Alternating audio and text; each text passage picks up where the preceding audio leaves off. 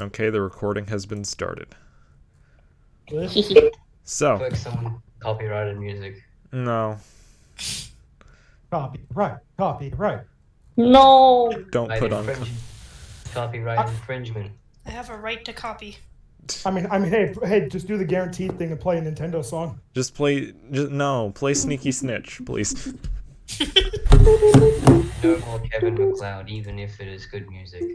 Yeah. Anyways, Not allowed. Oh, it's McLeod.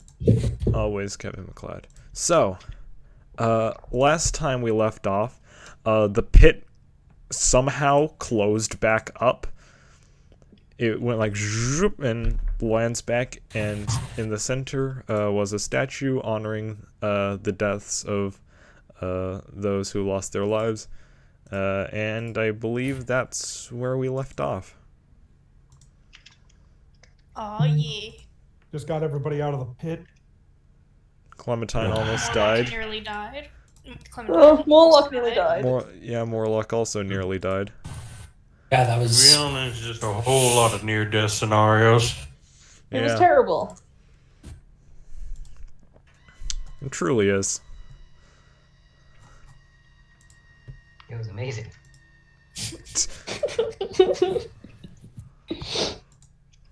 Of course you found it amazing. Can't wait to die. No. Oh. No. Nice call, right? Alright. So, whenever you guys are ready, if you guys want to start doing character interactions and whatnot, go ahead. I'll start. Thrognak will look at especially Lyram coming up and being a ghost and seeing everyone and just look really, really agitated and not calm at all. What the hell, everyone? I leave for just a few moments to clear my head and not yell at everyone, but that's a load of good that did. Here I am yelling at all of you. What the actual fuck happened?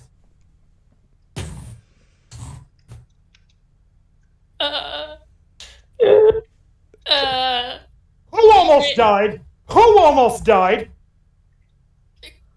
Lyram just floats up, is just like rolling in the air. The Thrognak will look at Lyram, just with this like the look of a sigh on his face. Just, everyone, I can't leave you alone at all, can I? And Thrognak is shaking with rage now. Well, the missions do appear to be getting worse, and we do seem to be getting ourselves in. We do seem to be finding ourselves taking bigger bites than we can swallow. Who went in the pit first? Lyram raises his hand. At least you're a ghost! Thrognak points Yeah, at him. Lyram doesn't count. Who followed him? 42 raises his hand. Okay then, who followed 42? Moki Where's raises his Sunlight hand. Cowboy Overdrive? Oh, I'm gone. Oh, okay. Where did you go? Where did you go? Good question. What? For those of you that are wondering,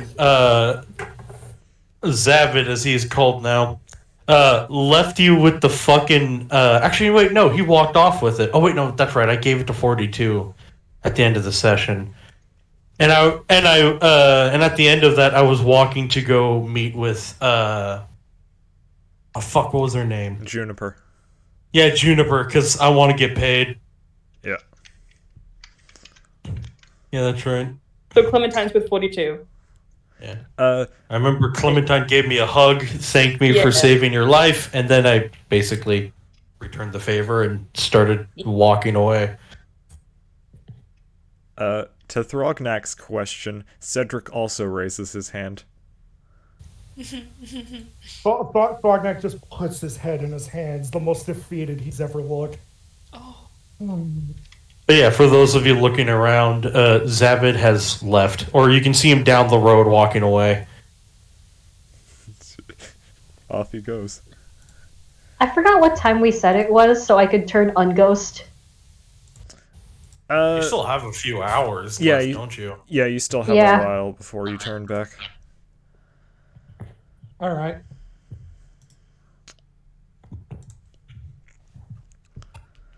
Barnack will look in motion at Liram. Liram, I know you most likely cannot communicate properly, but please keep that in mind while jumping into random magic pits. The others are sure to follow. And then Thornek will turn around and in a huff and go, "I'm going to Juniper's," and then he walks off. He is very upset. Oh, jeez. Can you imagine if one of us actually died back there? Oh, How upset Thrognak would actually be. that would be awful. He wouldn't be feeling anger. All of a sudden, the ground breaks. The zombie beholder's back. Roll initiative again. No, that's a joke. That's a joke. That's a I'll joke. fucking kick its ass. I got a 29. I would have driven to your house. Sketch. I would have. No. All right, no, please. let's go in the town.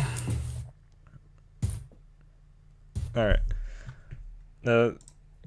So wait, you just okay. Just letting you guys know, Juniper isn't living like in town. They're like. I mean, yeah, let's go to Juniper's. Okay. I mean, you guys can just go to town. You can go to town. I just want to let you guys know. Let's get her whatever we need for Juniper first, and then head back to town. Yeah. Because this is the one orb underground we were looking for, right? Yep. Yes. And now we can return to the surface? Pretty much, yeah. Oh. Huh. Okay.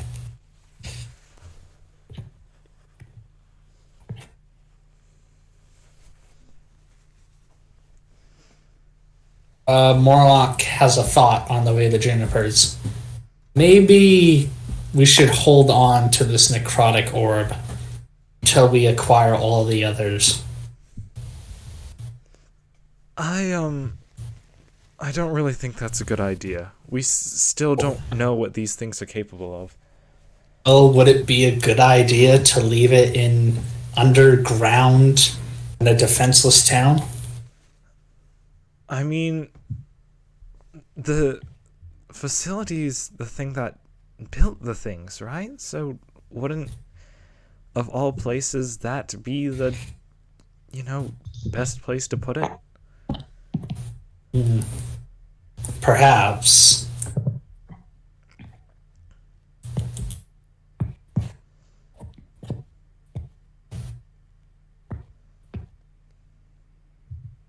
It's either possible risk to us holding on to it, or possible risk to the town putting it back in its place.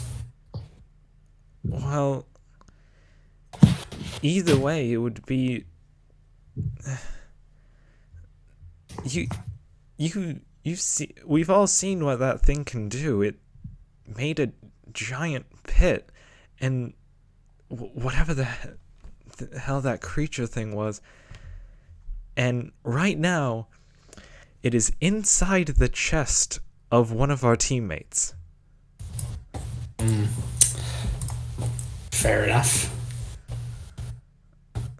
So, you do have a point where we should try and gather the rest, but we should maybe instead find a place to keep them safe that wouldn't be a threat to everyone else. Because if we just keep it in 42, that's not going to be good. I have a penchant for dying. I have done it once before with this party. Oof.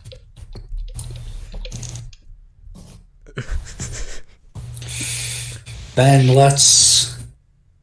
And I suppose putting it back in its place wouldn't hurt.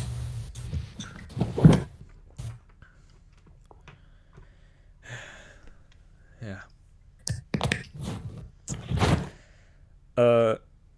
After a few minutes of walking, you guys make it back to Juniper's place. Juniper's currently outside, sort of, talking on the Stone of Far speech that they have. I assume I get there first. Yes, you would. As you get closer, she closes the phone and puts it back into her pocket. So, I'm assuming the deed's done? Well, the whole shield. They got their little trinket or whatever, and the source of this problem's gone. Good. Won't lie, I'm a little worse for wear, as I'm still, like, adjusting my arm. Yeah. Damn, That's gonna take a couple days. I'll actually roll up the sleeve to see if there's, like, fucking, like, burn marks on my arm from the rope. There probably would be. I'm going to be honest. Yeah, I'm gonna need a couple days with this. Know any comfy places to stay? I might be in town a little longer. Sorry, could you repeat that one bit? Sorry. Know any comfy places to stay? I might be in town a little longer. Should be a few inns. Going to be honest, I haven't really been in town too much besides just getting supplies and food. Well, thank you for your hospitality.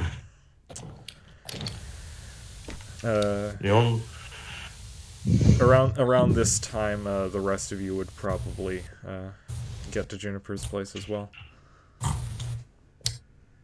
Yeah, welcome back. Glad to be back. Knight comes forward. You could tell he's holding back seething rage, and he walks up to Juniper. Hello, Juniper. A pleasure to actually meet you. Do you have a place I could sit down away from everyone? I mean, I have my couch inside. I can ask nobody to bother you in there. Please. Please. And if you have anything to drink, please. I need it. I think I got a few. And a slight half smile goes on Throgneck's face. Thank you. And then he goes inside and falls on the couch. Well, as for the rest of you, I'm assuming you'd probably want your payment now. I suppose. I'm not feeling really up to it, honestly. I'll, if you all need it, I have a few drinks. You all seem like you've had a rough time. That might be in order. Yeah. But before I do that, I suppose we can just get this out of the way. And Juniper, sort of holds out, their hand in front of them, and you see, a bit of green lightning begin, sort of appearing across her fingertips, as it gets more and more intense and bright as, multiple red velvet bags sort of appear out of midair as she grabs onto them.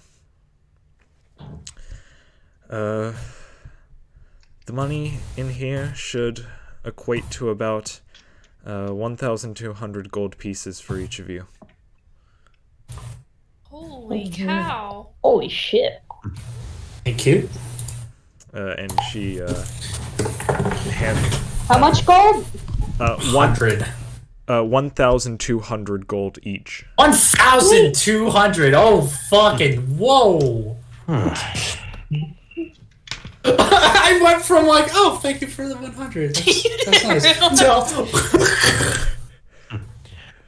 Thank you kindly, madam. This is double what we agreed upon. Well, 1,200.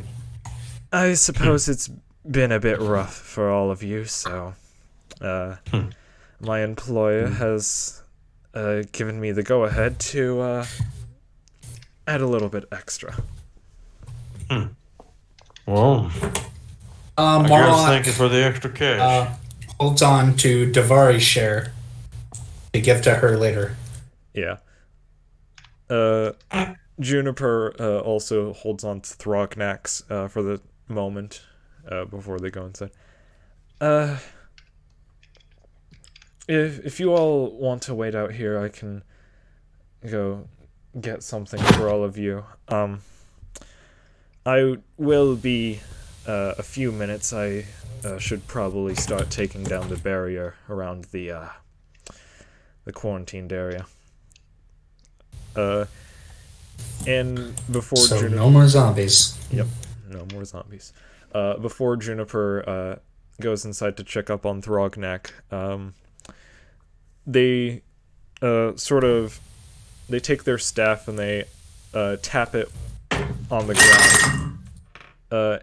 And you guys see as the area around you sort of roots and branches begin growing out of the ground and twisting and shaping themselves into a few chairs and benches for you guys to sit on. All right. I'll be back in a moment. And she goes inside. All right. I'll turn to the rest of the party and I'll just say, I've got his loincloth and a knot, and I'll motion towards where Thrognak left.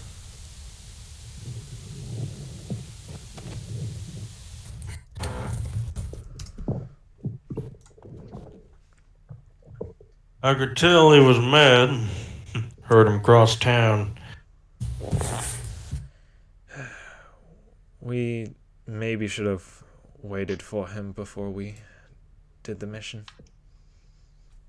Well, damn straight you should have waited. And now the stranger will look at all of you with a bit of, not anger, but just kind of, I don't know, not rage or anger, but more Angry. toned down.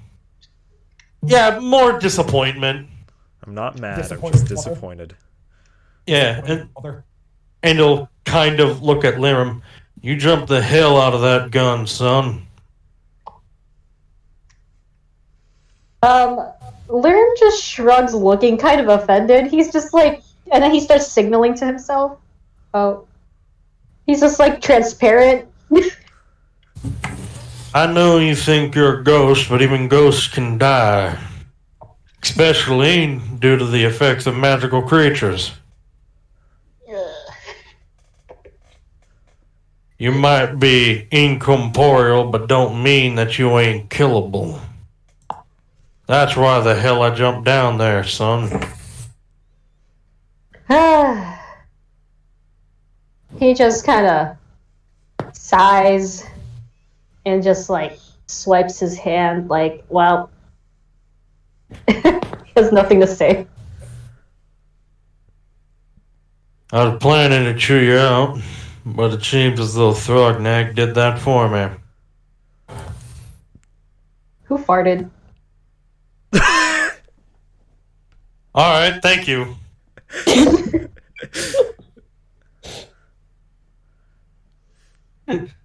God damn it! I don't even know where to take this. Derail. I think Cedric's gonna get up and go towards Clementine and be like, "Hey, you doing all right?" Clementine is just standing there, like just kind of, like just wide-eyed, looking into nothingness. She's... Disassociating. Zoned out. Yeah. And she just kind of slowly shakes her head.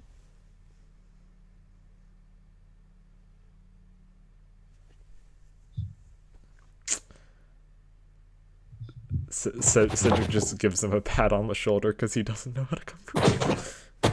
Anyways, unless anyone else wants to do a character interaction before we get into this next bit. Yes, actually. I actually will walk up to Clementine and go, "Howdy. I believe we didn't even fully meet, honestly, but glad to see you're standing straight." Yeah. Thank you Yes. again. You're welcome, miss.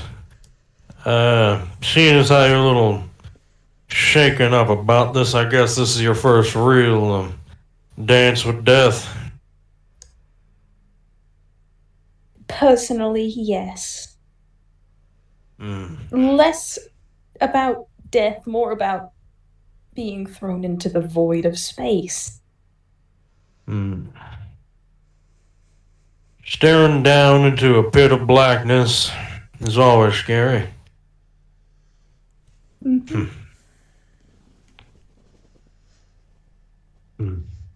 Honestly, kid, I don't have many words to tell you. It's gonna suck, but you don't really get used to almost dying. But if you're going to continue walking down this path of the adventure, it's only going to get worse from here. I'm just kind of sad you... Thought. Yeah. Well... No, that's a little wrong. I mean, you'll have your ups and downs. Today's just one hell of a down. Yeah. I'm just gonna say, falling into a shadowy abyss is not exactly a new experience for me, but...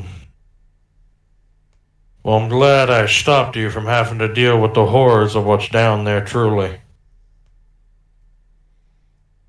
Even though it almost cost me my damn arm.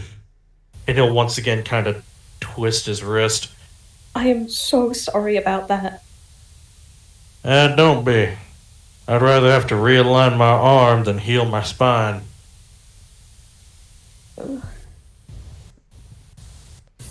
I'm just glad I was able to get to you in time. The fact that I succeeded means that we're both standing here today instead of just you.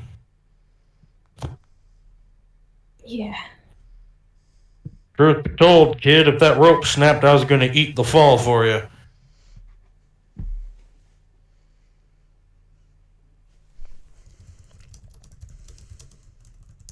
Anyway, I'll let you all reflect on this course of advance. And I will tip my hat respectfully, and I will wander into town.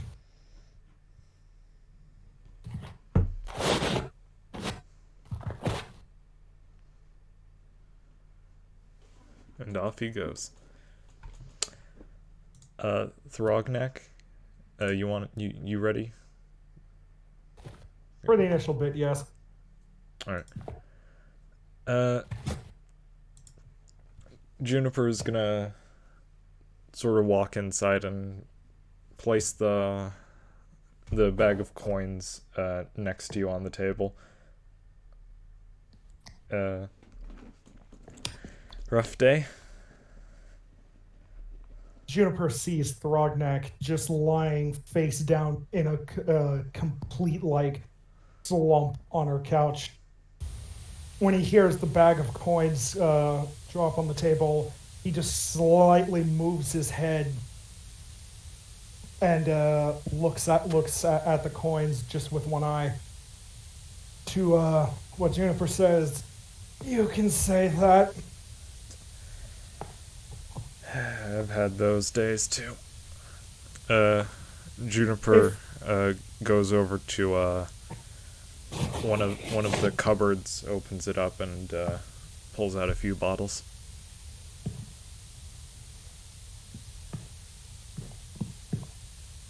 What do you have? Well, I got a hell of a lot of wine, some vodka. I think I have dwarven ale somewhere in here. Spirits. At the mention of dwarven ale, Thrognak perks up a little, and he starts moving his torso up. This is a dwarven ale day. Yep. He'll sit up. She takes out a fairly large bottle. It's like a almost whiskey bottle, almost, but sort of larger and sturdier looking. They just hand you the bottle. I would offer a glass, but you know. Barnack kind of goes, all right. Opens the bottle, takes a big swig. Thank you, Juniper. No worries. If now would be a good time, can I talk to you? Sure. What's on your mind? But I have a lot on my mind, so if you have something else, like taking care of the party, I don't want that to be taken up. Nothing that can't be done later. All right.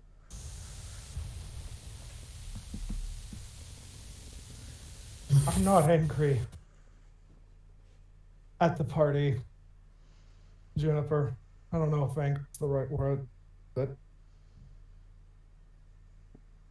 I had a lot dropped on me today. I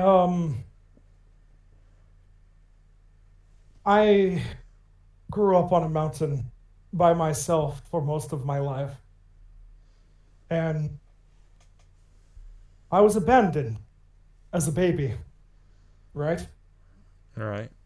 And for most of my life, I didn't really have the luxury of thinking of my birth parents. For most of it, he just kind of motions in the air, just a weak motion. They just abandoned me, so they just didn't want me. And that's what got me through my days. But then I met your cowboy friend, and as it turns out, he actually failed at rescuing me to bring me back to my parents. It all came crashing back. Just the idea that I had parents who he just kind of stares at his hands as they shake a little. They apparently died due to grief of not getting me back. Grief and worry. My father apparently was a mighty outdoorsman such as myself, and angered a nearby bandit lord. Led a revolution, and all of that, if you could believe it. Or at the very least helped. My memory is shaky. He's just kind of holding his forehead, just staring wide-eyed at the floor.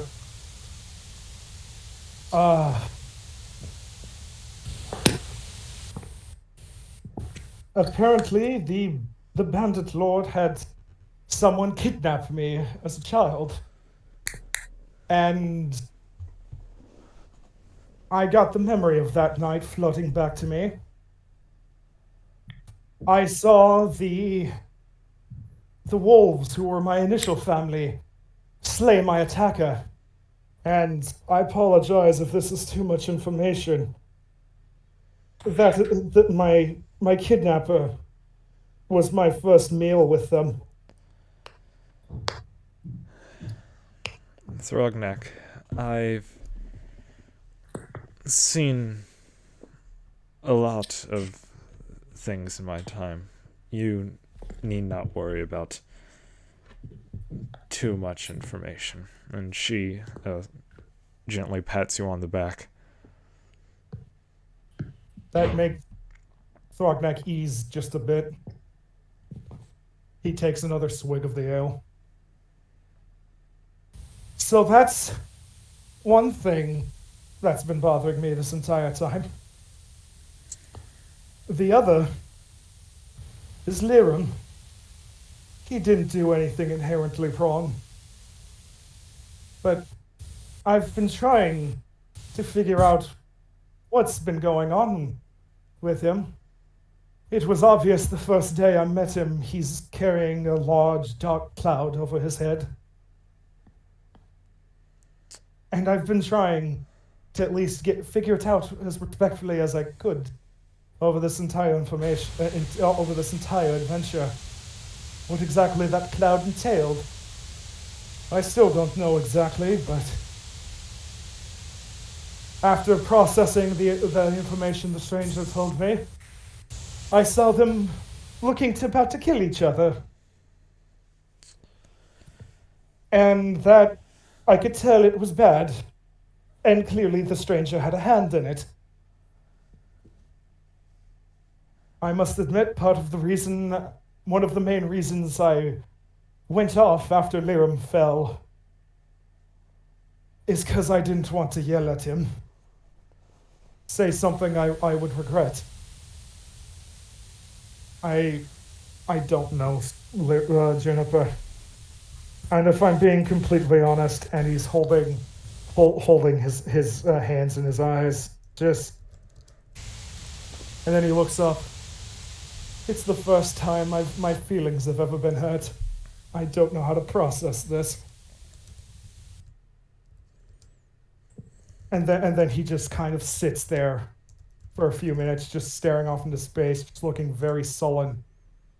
And he sips on the ale again.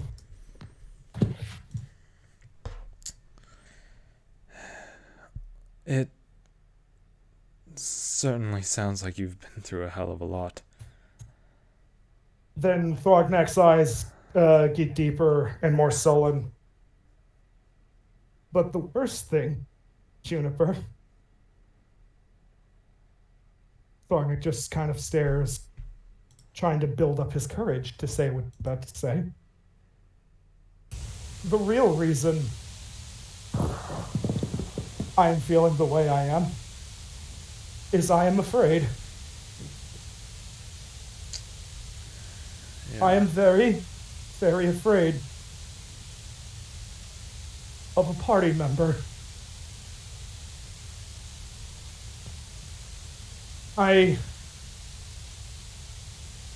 Afraid of what they can do, and afraid of what I might have to do.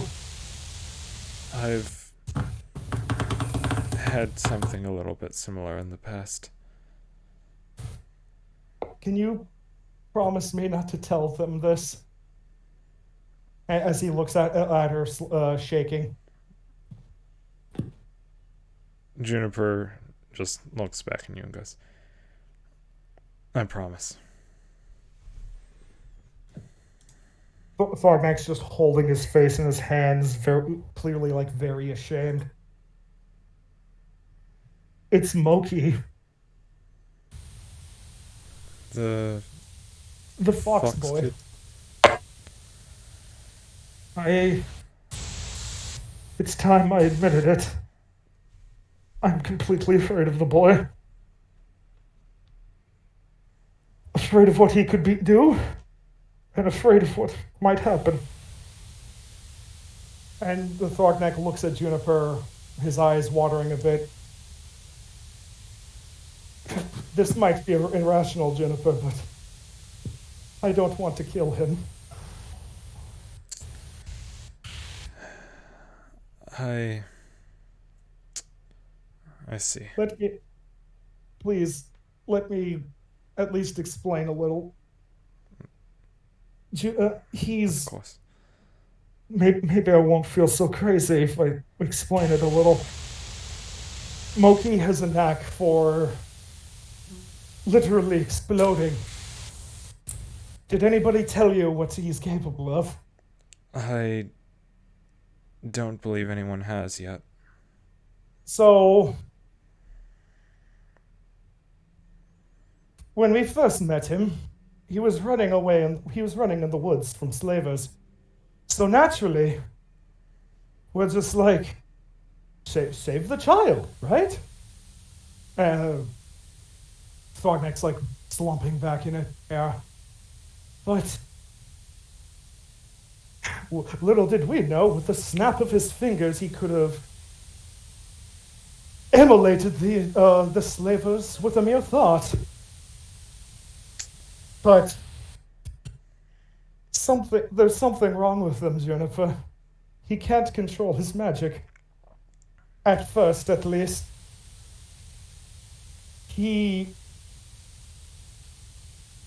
So he exploded a train. Right? A train? It'd be funny if it wasn't so frightening. 42 tried to... Thorgnak stutters. Clean the boy. It's a long story, don't worry about that part. Moki was frightened and he reacted. Instant reaction. And a large hole in the train just happened and the train car tipped over. He had a couple of incidences like that, but what's beginning to scare me is he's starting to show signs of control. But also, we had a trip on a boat on the way here, right? Right. As anyone would in the scenario that he's been in, child slave and all that. We met a pirate leader that just so happened to be one of the people that used to own him. And naturally he got very upset, right? That's natural. That's natural. I'm not blaming the lad. But then he snapped. And he started to throw these massive fireballs, the strongest magic I have ever personally seen or heard of. And he nearly wiped out the entire pirate fleet by himself, Juniper. And he slumps back, looking even more defeated. Since I'm being so honest, he's starting to make me feel useless, too. I know it's irrational. I know Moki can't do everything. For instance, it's not like he could move a boulder by himself, but knowing what he could do at the end of the day if he continues down this path, he could flick his fingers and a fireball will break the boulder, but not much use old Thorgnak will be at the end of that. But the final... We met a merchant the other day. And he had a ton... That merchant had a ton of powerful artifacts, yes? Yes. Moki bought this amulet meant to channel his magic, yes? But Bogak just staring off into space, just shaking his head. Depending on how he uses it, he has the potential to wipe out the entire party. Oh, and how could I forget? After the pirate bit, the bit with the pirate leader, he turned out to be Morlock's brother, yes?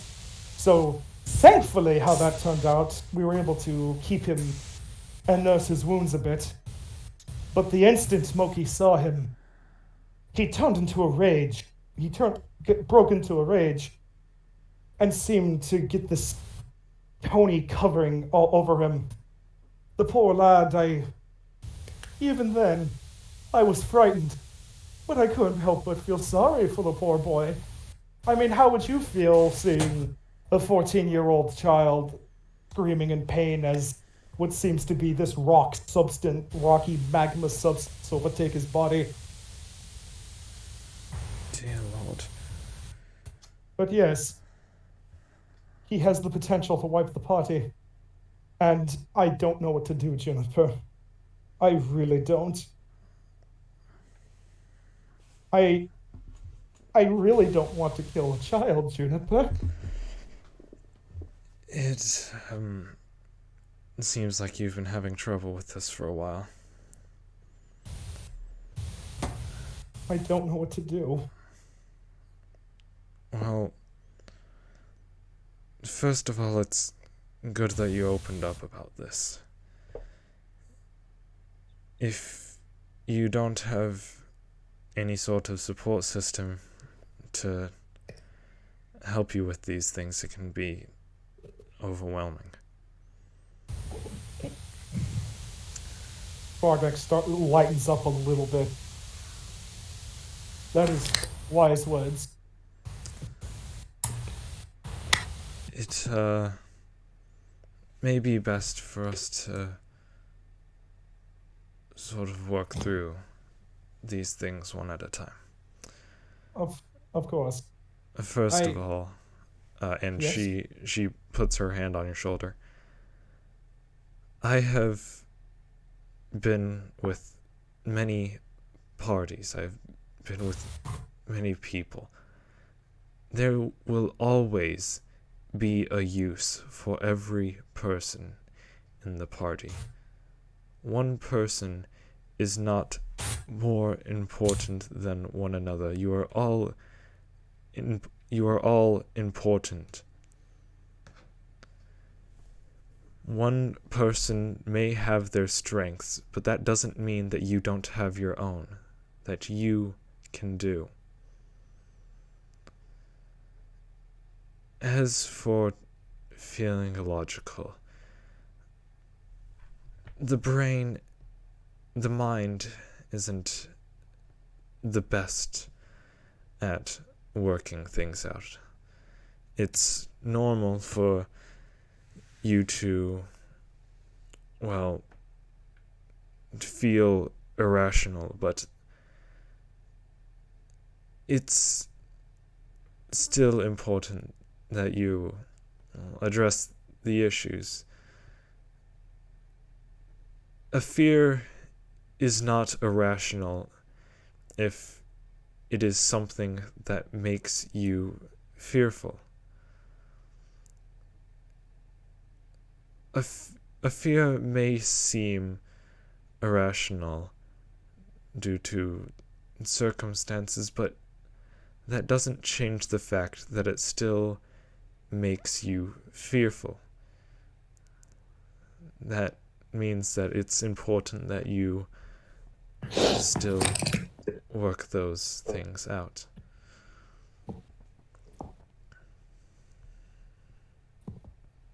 I have met so many people. All of them have been important in one way or another. All of them have lived their lives,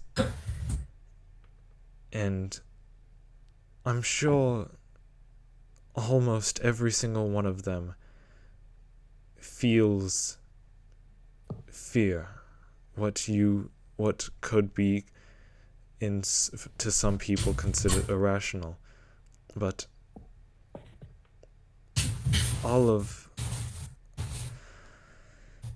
I don't know the best way to word this, but it's important for those fears to be addressed. Barnack is just kind of nodding the entire time and understanding. I'm not the best at wording things, but I hope it helps in some way.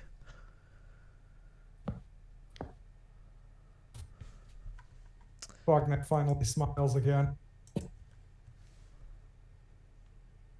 You've come, Juniper. And then he just starts laughing. Funny you say strength.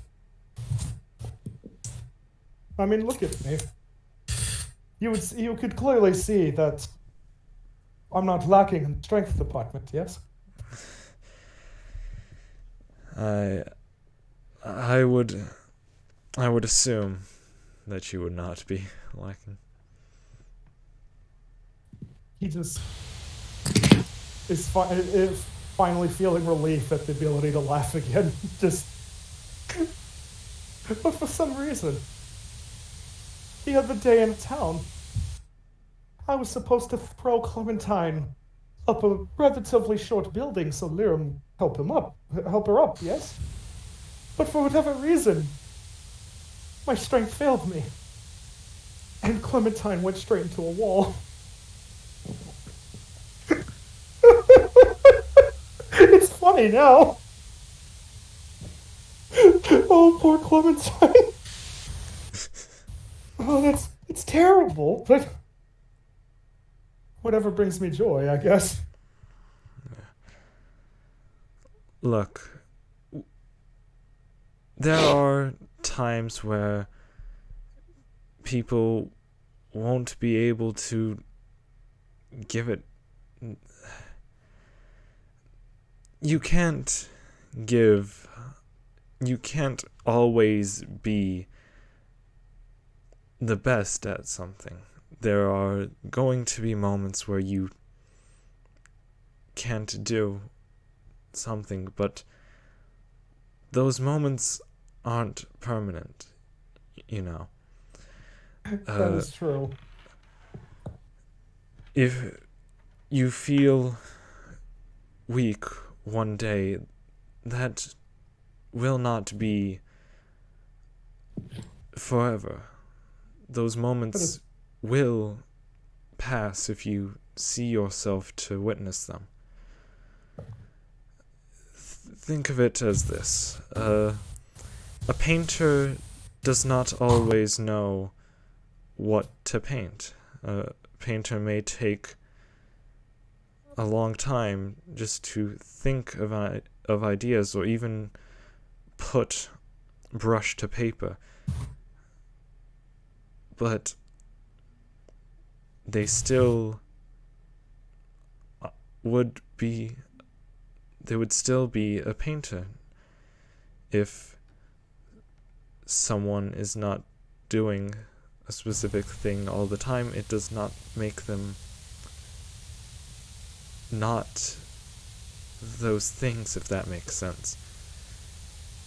If you fail on one thing, it does not make you horrible at them.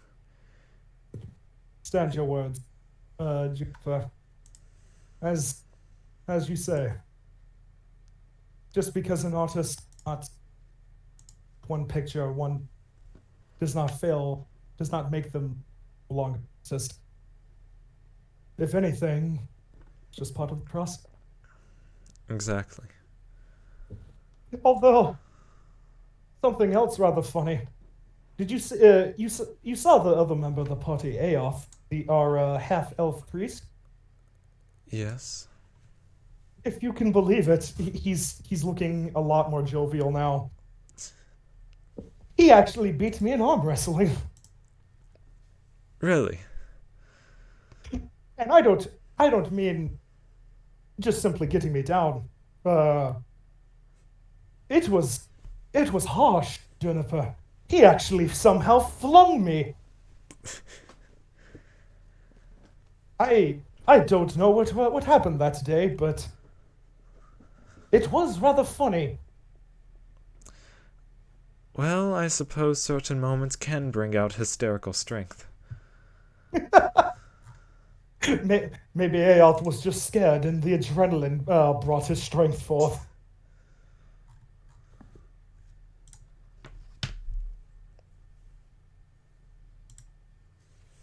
But yes, now that I can think clearly, I need to talk to me. Maybe if I talk with the lad, him and I could come up with a plan in case, well, breaks again. Because he is a truly good lad. I know that to be true. But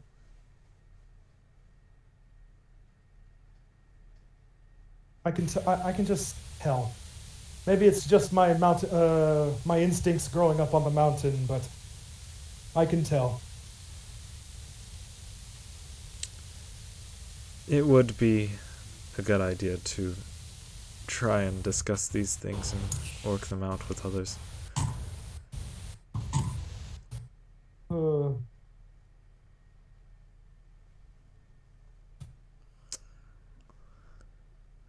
Thrognak's having his usual big smile again, but with a hint of sadness on its face.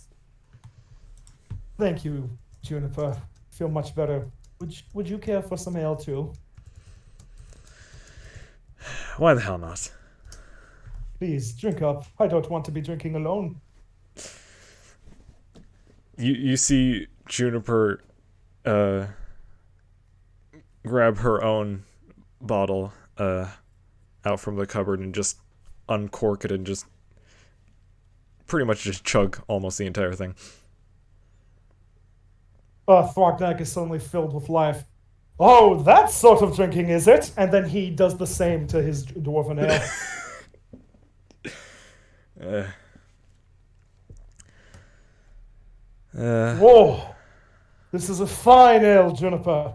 If only Cedric was here, he can appreciate a good bottle of ale. Oh, funnily enough, when we first met him, the first day with him, if you can believe it, him and I had a drinking contest. We were downing large caskets of ale. He can hold his liquor. The little sheep boy. Yes. There is more to him than meets the eye. Sure seems like that. Now, please, I will rest here more. Send Snot in, will you? The furry yeti. Right. I shall do that. And they get up from where they were sitting and get a few more bottles from the cupboards for the people sitting outside. You should probably take a rest for a bit. And Juniper walks outside.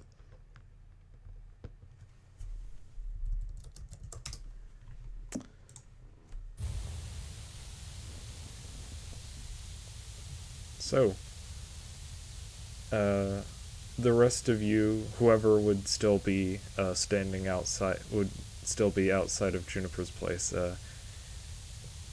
You see Juniper walk back out of her house holding a few bottles and glasses, as well as a decanter with them.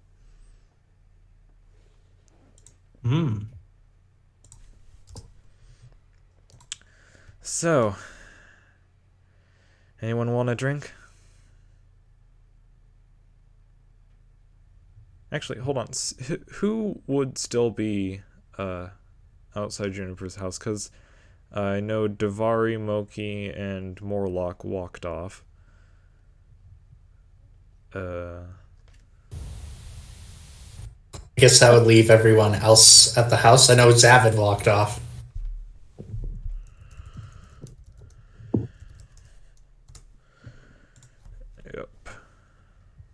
Yep. So it would still be Clementine, Aoth, 42, Cedric,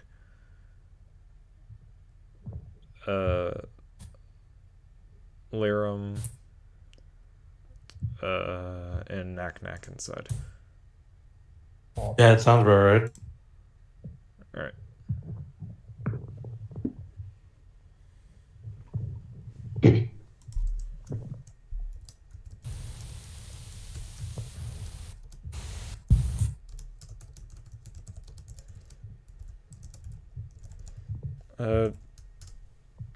When did your other friends go?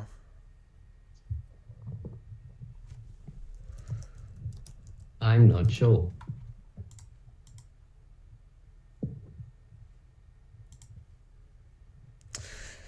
Well then.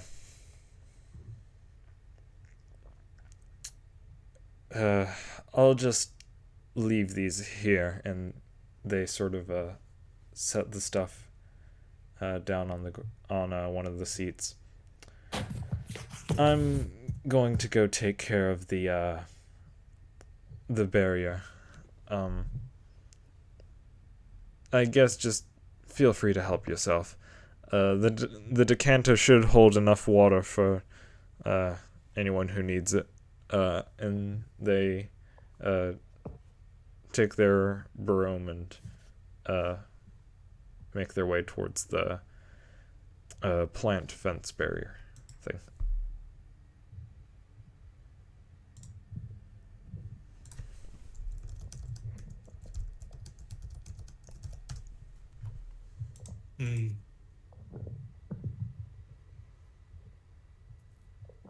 Throgneck, is everything okay? Oh, 42 came in? Yep. Throgneck is looking more content now. And he just thinks for a second. Stares at 42. It will be. I am feeling better. Okay, because you were incredibly angry before.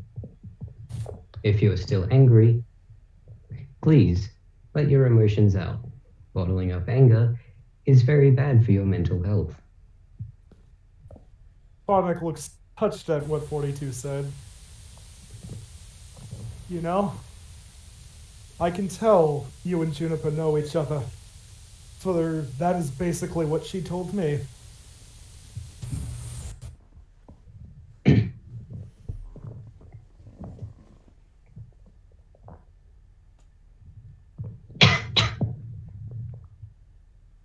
And yes, 42. That is what I have done.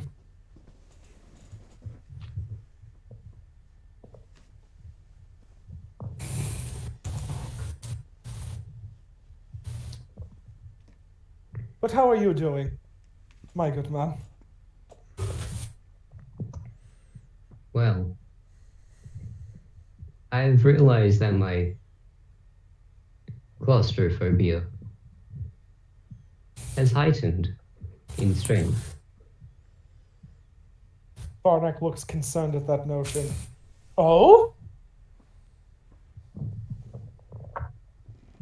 Far from healing, it has become more harmful.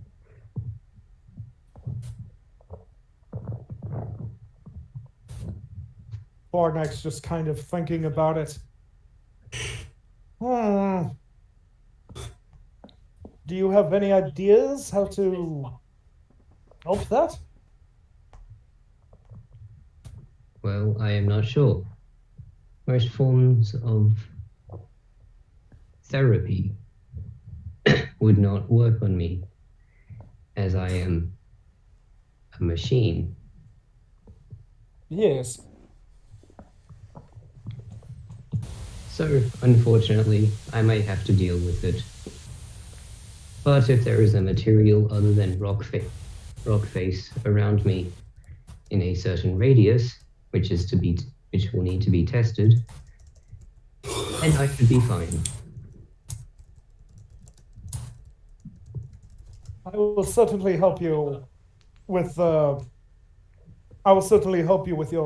means, 42. I will help you experiment.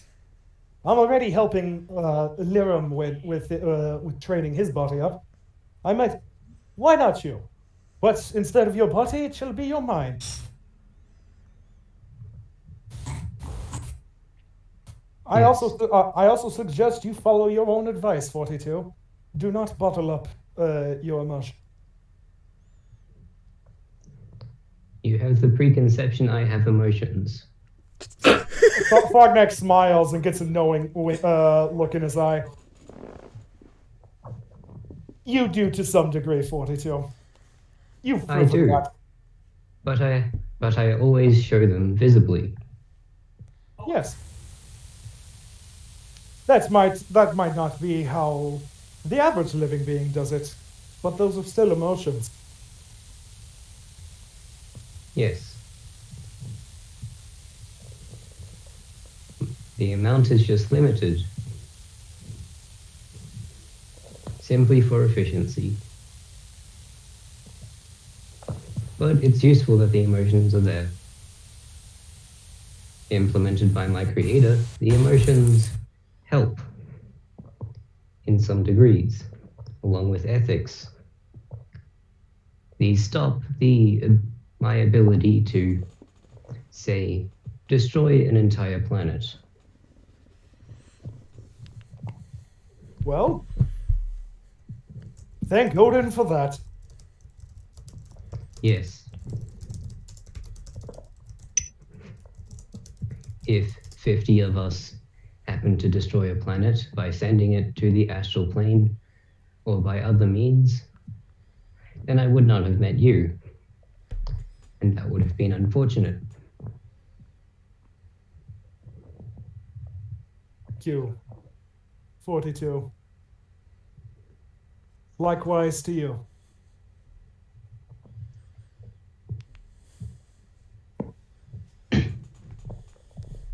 I must admit, I was not expecting to meet a robot coming off of... I'm not sure what I was expecting, to be honest, but it was a pleasant surprise nonetheless. Well, I am glad that you were accepting.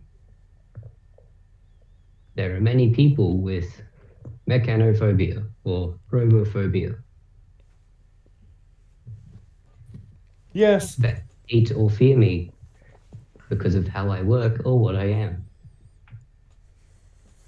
Fognack just kind of nods. Yes. Unfortunately, the tieflings seem to have something similar about them. But, be careful who you say that's part of destroying a planet to, will you? Not everybody will take that as well as I. Mogi. Well, that is why most, if not all, Warforged have emotions to some capacity. So that regret is taken into account with each calculation we make.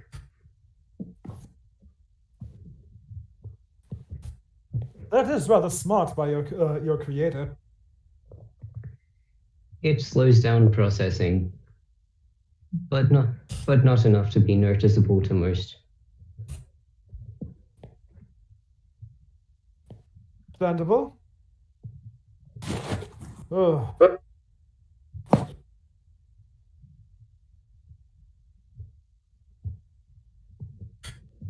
It's not somewhere. Have you seen him? Thorgnak looks around from where he's sitting on the couch. I am not sure. I was not paying attention. It is fine. He'll come in, and then then Snot comes in. Oh, Snot, good to see you.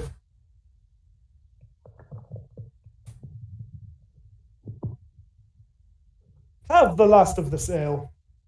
Juniper gave it to me. It is quite delicious. But, good to know you are doing okay for you. We shall. I shall try to help you conquer your claustrophobia any way that I can.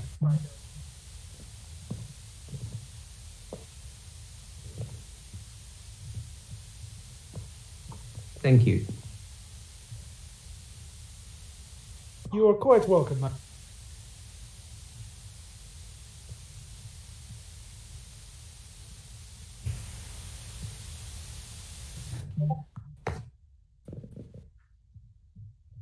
Oh.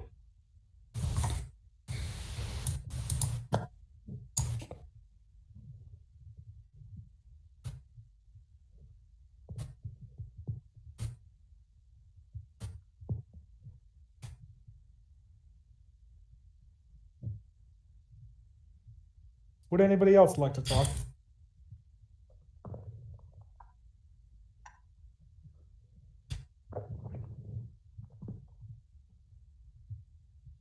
I think until I can't I think until- the entire sorry. Sorry.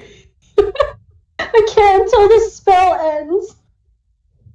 And Aoth probably isn't going to say much until the whole party is back together. Time skip so I can freaking unghost.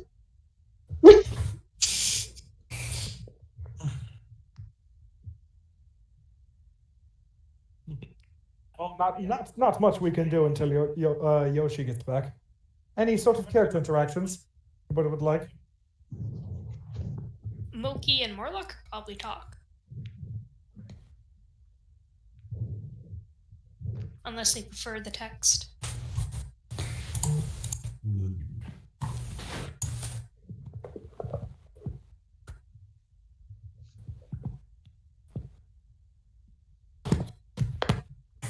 Just kind of walked off to do my own thing.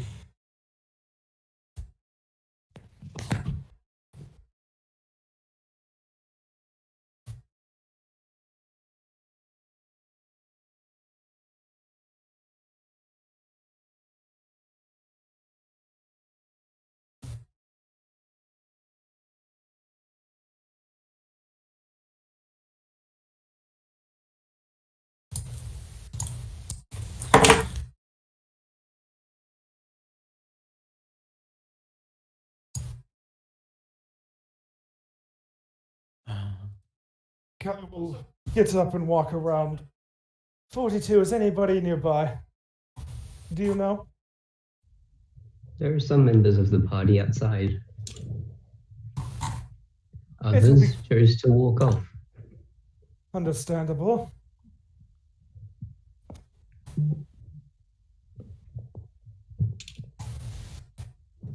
I think I will go out and see who is still outside. And Thorgnak will slowly walk outside to meet the other party members, slowly regaining his energy.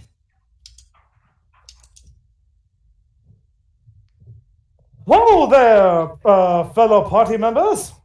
As he gets outside. Hello. How are you doing, Ayoth? feel like I'm doing okay given what was thrown at us.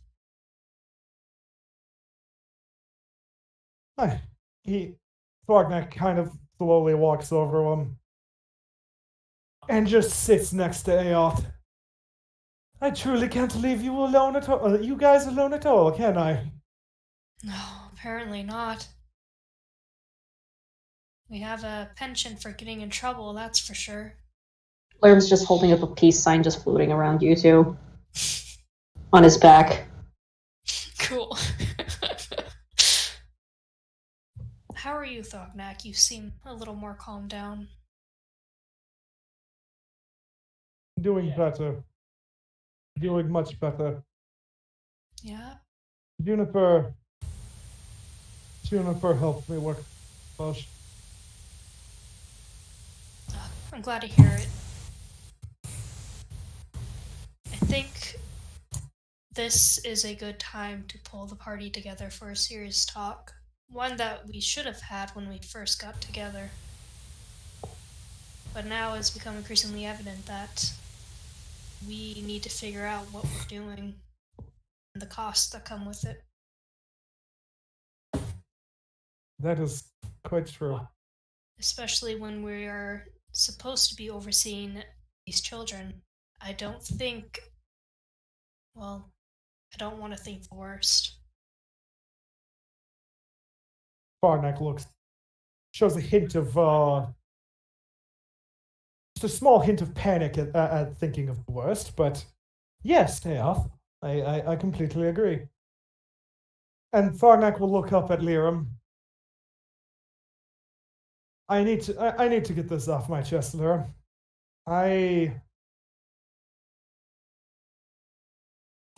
I must admit, part of the reason I left is I didn't know how to talk to you. I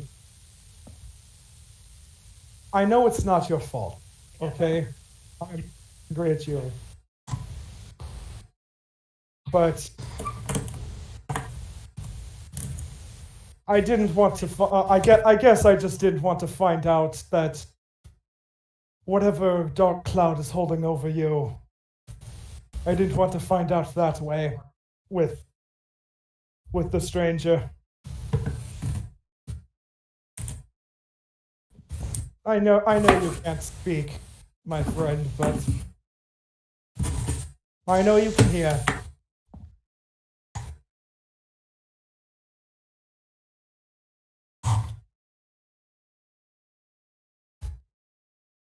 Honestly, the best he could do is just shrug.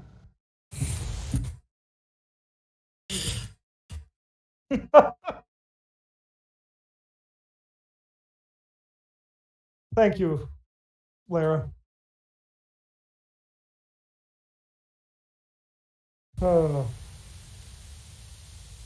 I know the stranger must have told you something quite awful, especially given what he told me. Nods. And you see his lips purse.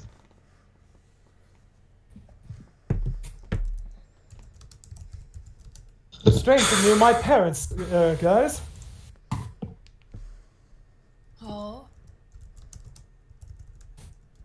And that was the main initial reason I left. I can completely understand that. I found out that I was kidnapped by bandit child. That's why I was left in the forest. I am a failed job of the and I found out that my parents seem to have died of grief. Grief and starvation. Points to his ears and just like nods, saying he heard everything. Yeah. Farnak just gives a thumbs up.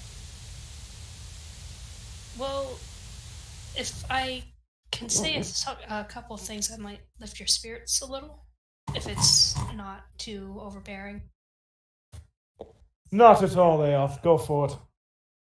Well, failed job or not, I'd still consider you one of the luckiest people I've ever met. Somehow, as a baby, surviving in the woods, being adopted by 2 packs of wild animals of different species who would normally have the instinct to just eat you right there. That, to me, is quite insane. From what I heard from the mysterious stranger, or as some of our party members are calling Zavid now, they weren't entirely killed by grief. It was more so that the times were hard, and if you had stayed there, you might not have survived either. Grief just happened to be another symptom.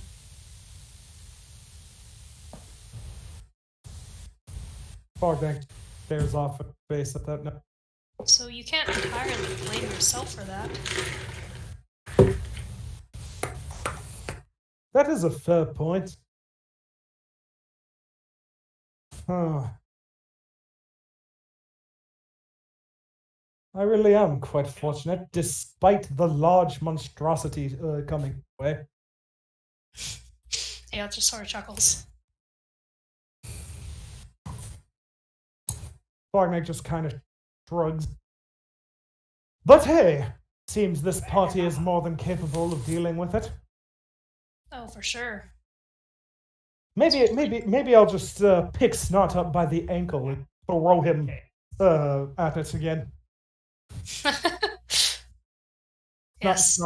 Snart comes out and growls at Fognak at that notion. Hey, it's worked before, hasn't it? I'm surprised he's not used to it by now.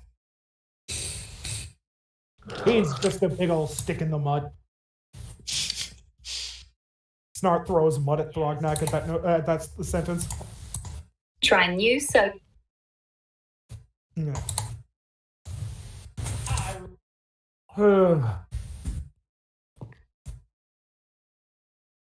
I suppose, at least for now, I'm just sort of waiting for the party to return so I can talk to them all together. Yes. That would I have to go to the party. We want that to happen. Yes, eventually. True.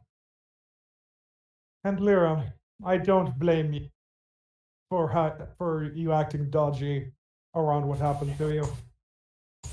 I just want you to know that it's been obvious that whatever happened is, well, bad, to say the least. He gives you that face of no shit. Thorkneck chuckles at that face. Good. I'm not very good at being sly with people. I prefer to be upfront. So it's good to be said. Now, should we just wait here for the rest of them, or what shall we do, everyone? I'm okay with a little quiet time, if it's alright with you. Time skip so I can finally on Ghost. Please. Yeah. How long? How long until Liam? Question: How many hours will it take for Liam to unghost? 24. 24? Fuck. Like, how many hours has it already been? Probably about 12 because it took a long rest. Okay, Yeah. so 12 more or 24 more? 12 more. 12 more. Okay. And should we do 12 more and we'll say Davari, Arlonk, and Moki are still in the town? Oh, that could probably work with what Or- Yoshi does. We went to sleep early. Like, whatever. Internal clock. Oh man, I probably thought of something. For us, our internal clocks are probably so screwed up without the sun. To know what time it is. Okay, so I mean, in like the center of the cavern area, there was like a giant hole that has a lot of sunlight coming through. Right. So right, you right. and Sorry. like it's really We would easy know. to see that. So you couldn't. I mean, like, you won't be able to see the sun unless you, like, actually go out there, but you can, like, see when it's daylight and when it's night. Got ya. Okay. So 12 hours later, Lyran's back to being a person. What time of day is it? Probably would be at around 4 p.m. Would probably have been at around 4 p.m. is roughly when we got here. That means we fought that thing at 4 a.m. Okay. Yeah, it wouldn't be I 12. don't- It wouldn't be 12 more hours until it's probably less. Guys, we fought a guys, don't fight the zombie beholder in the necrotic pit at 4 a.m. Oh my god. Who would fight a zombie beholder in a pit at 4 a.m.? Oh boy, 4 a.m. Oh yeah. Can't do this. At 3 a.m. Just got a D&D. Going now. dark. Morlock Bro, it's going dies. dark. But before we time skip, there is one thing I wanted to do. Okay. So for those of you who would be looking off towards who would happen to probably be looking off towards the tree fence, basically. You guys would feel like a lot of rumbling. It's almost as if an earthquake is happening down here, or not a really big one, but it's definitely, you can definitely feel it. If you look over, you can see almost the entirety of the fence begins unfurling almost, basically untwisting itself from each other. The vines retracting into the ground, and as all of it moves, you see it essentially just shrink into the ground. Shit. And, yeah, I saw it. Right. I saw it. God damn it, guys. And as the entire thing sort of retracts back into the ground, you see almost a little ring of small saplings where the tree was, or where the fence was.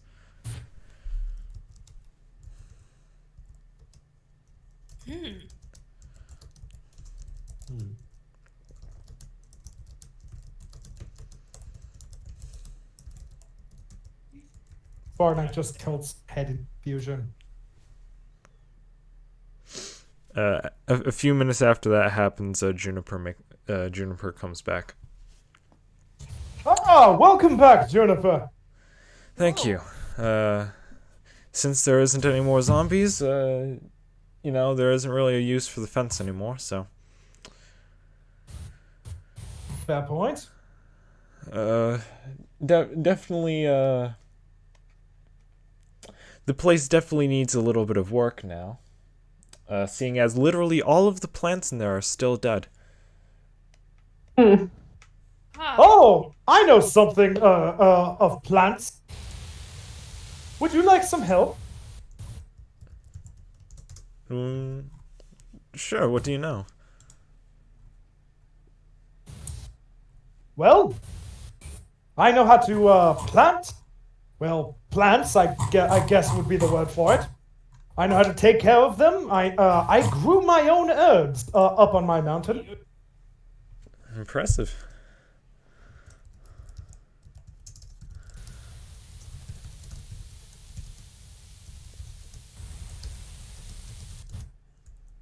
If you guys need any assistance, I can help as well.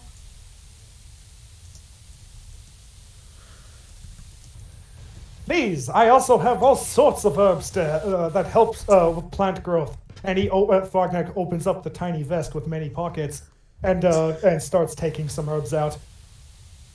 Tiny herbs.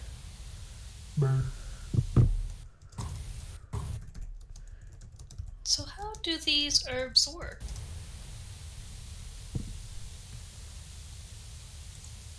But what am I saying, Juniper? I'm sure you've already figured out a way of doing so. The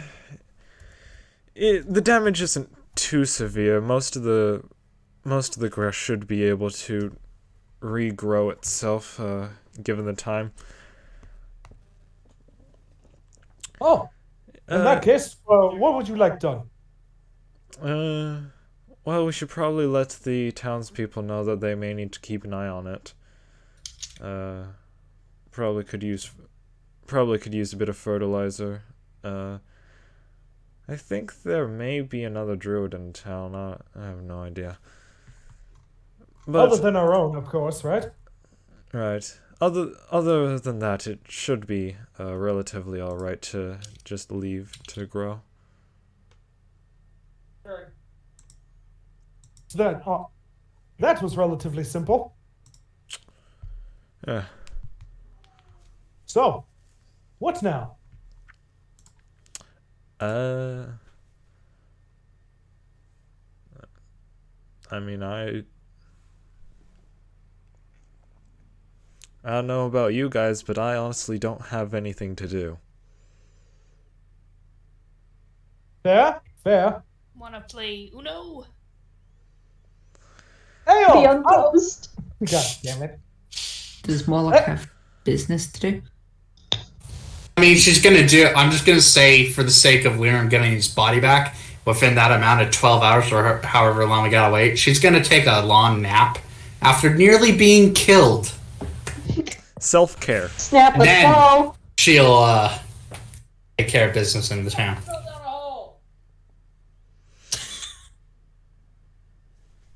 Oh, I was just telling Juniper how you bested me in arm wrestling.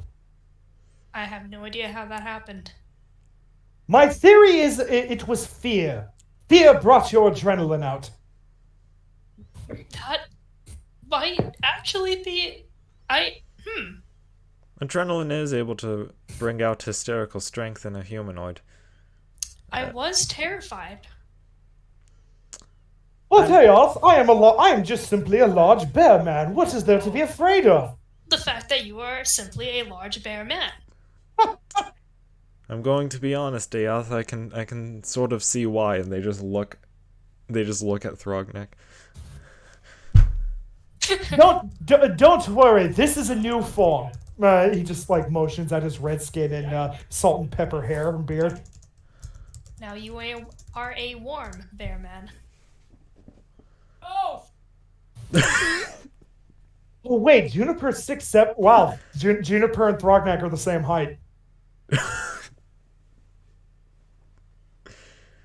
How's the weather up there? It's Juniper horrible. and Throgneck just glare at Ayoth. Oh, what? Who said that? Throgneck will pick up Ayoth and throw him. Into the No! Juniper makes a stepping stool out of plant, out of branches. Oh. Plant. Plant.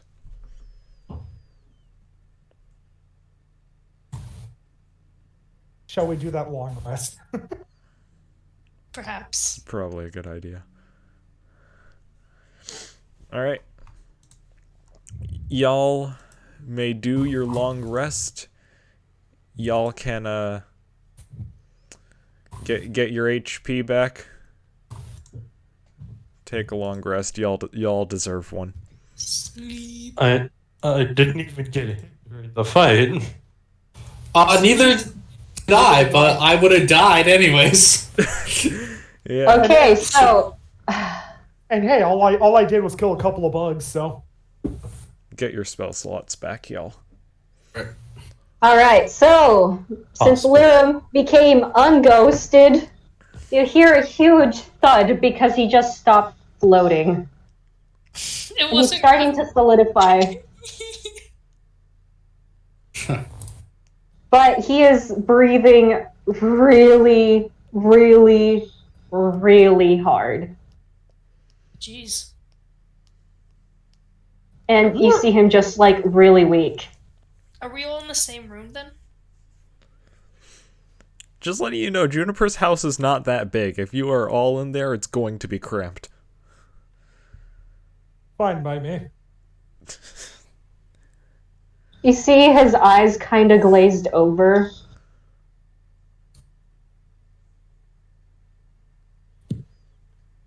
Lirim, good to have you back amongst the solid folk. Now, Juniper, do you have something to heal him, I guess? Not really. All right. Hold on. Aren't well- you a cleric? And Juniper just sort of looks over at Aoth. Yes. Yes, I am. Lirum? Okay. First, I want to before I do any spells, I want to see like what's going on. So Alright, it's gonna be medicine like, check. okay. He's just really... Oh wait, you're gonna roll, aren't you? Yeah, I got 21. Cool, alright, so... You could tell that he literally... Like, okay, I'm just gonna say it bluntly so I stop describing, is he looks like he just came out from death. Ooh. Barely. He hasn't been breathing for like 24 hours. Pretty much.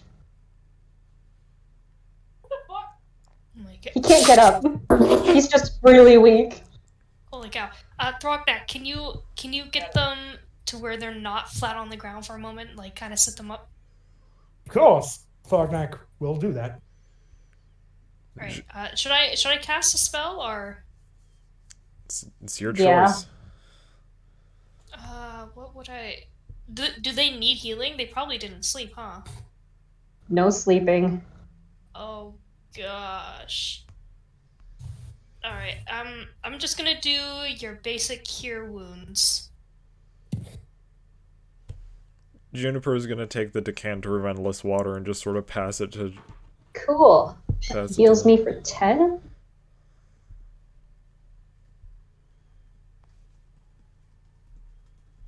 It's my player level that I add with my amulet, right?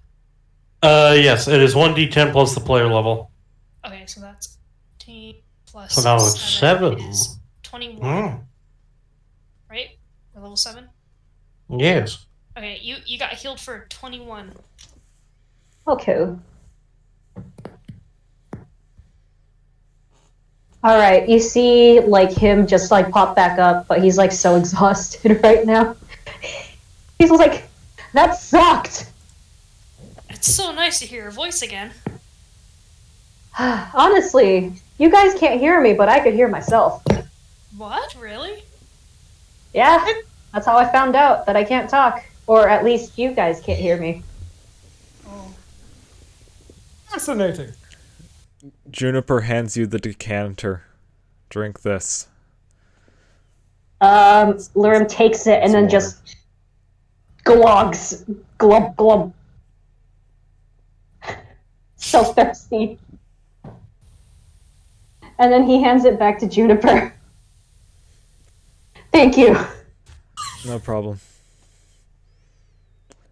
Yeah, you should probably rest a bit. Yeah, I think you need some more sleep.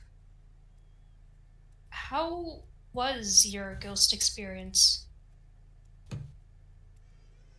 I put this. It was awesome, but I could actually feel the stuff I can see. So that wasn't the fun part. The fun part was I was able to do somersaults in midair. Aoth is like smiling, but like is still obviously very concerned. The color leaves Thorgnak's face a bit, but at the same time, he is smiling, going, I must admit, the somersault. I was quite jealous of your somersaults. I've never felt so vulnerable and alive, despite being barely alive. He's laughing. Thorgnak laughs. Who knew a ghost would feel alive? It seems to work that way. Brushes of death. Cool. Is everyone here? We were missing a few. I haven't seen one of your tiefling friends. Devari her name was, I think. Yes, Davari ran off a bit. I thought Morlock would go find her, but I don't think Morlock came back either, did he, Moki? No, she did. Oh, they did. Okay. She said, Morlock said we should get to the town. Morlock decides to get some shut-eye at an inn for taking care of business. Okay, so I remember Juniper mentioning a fortune teller? Oracle. Fortune teller. Or oracle. Oracle, fortune teller. What? Whatever. Do you think we should pay them a visit? After we find everything. They're in town. Thorgnak's just staring at his now much fuller pouch of gold. We could certainly afford it now. If we go see an oracle, that's definitely something everyone needs to be present.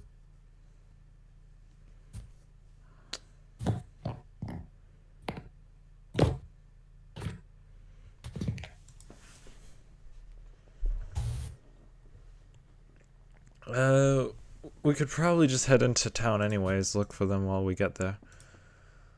That sounds good. Good idea. Let's wake up the rest and make our way.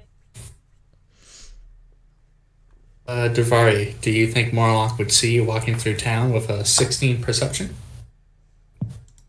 Ooh, fair enough, fair enough. I will roll again.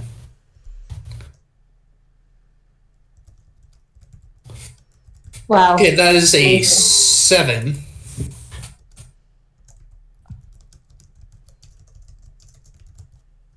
Yoshi, what do I see when I walk into town?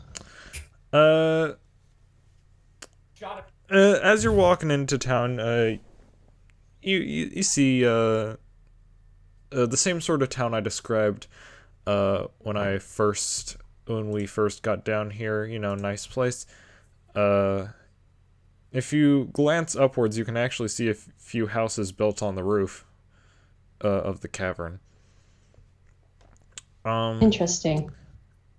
As you are walking through town, Laram, you see quite a few people sort of eyeing you,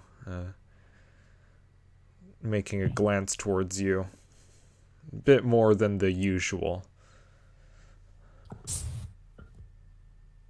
Really uncomfortable, but he's not showing it. What do you think, my friend?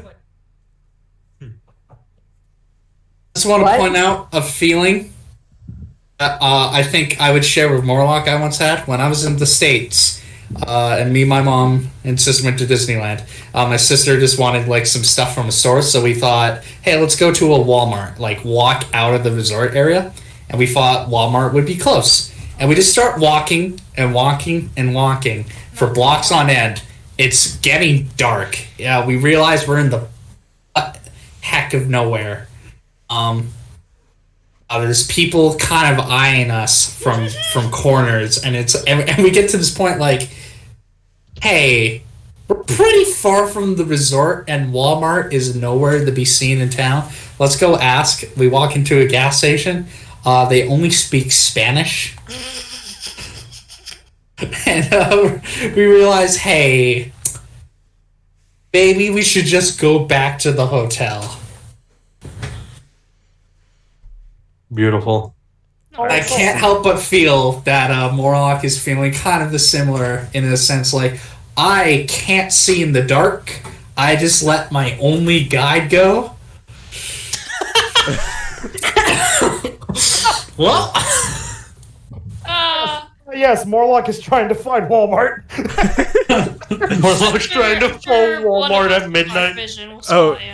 Oh God, not What happened? Not fantasy Walmart again. Clementine, you remember shit. what happened at Costco? It's fantasy Costco. Damn, yes. fuck. I will never forget.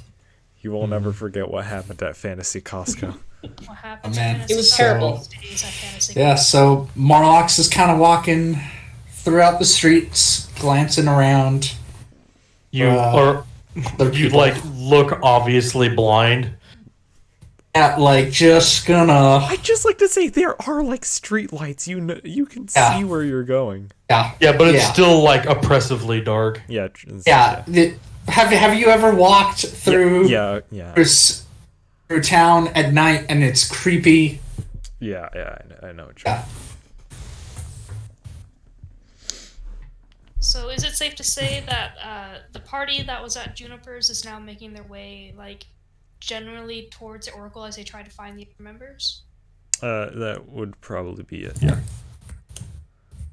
Cool. Where's Moki? Headed our way? Question mark? Yeah, he was going back to Juniper's place. Alright. Moki, you'd probably see the rest of the party, like, making their way towards town. Okay. He'll go up to them. Hey there. We were about to head in town to try and find the rest of your friends. Oh my God, do you know Moki! I wanted to tell you did amazing! Moki just finally talk. quickly looks over to see what Laram is and goes, "Oh, you're back." Yeah! That was kind of terrifying. I'm so glad you two were okay.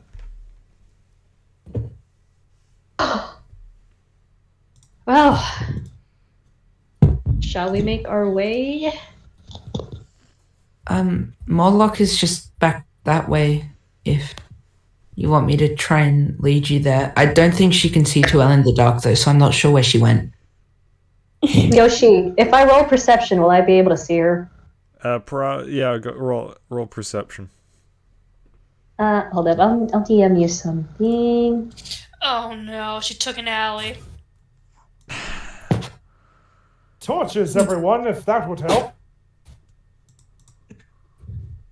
I kind of want to roleplay this because in the background I have been rolling and determining what Zavid's been doing.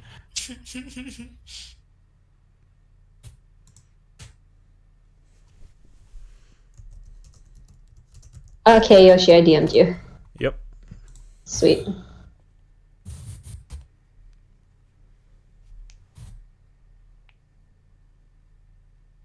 Oh, that was a 20. Nice. Give us a minute. As you're walking through the town, I'll just let Morlock finish what they're. Okay. As you're walking through town, you can catch a glimpse of Morlock with a match, basically, just trying to look down an alley. Well, she ducked into an alley, right? She did turn down the alley. Yeah. Sorry, before we continue down this too much, Yoshi, I did message you a question real quick. Yeah, I'm answering it now. All right, cool. Just, can I book it to her because she's lost.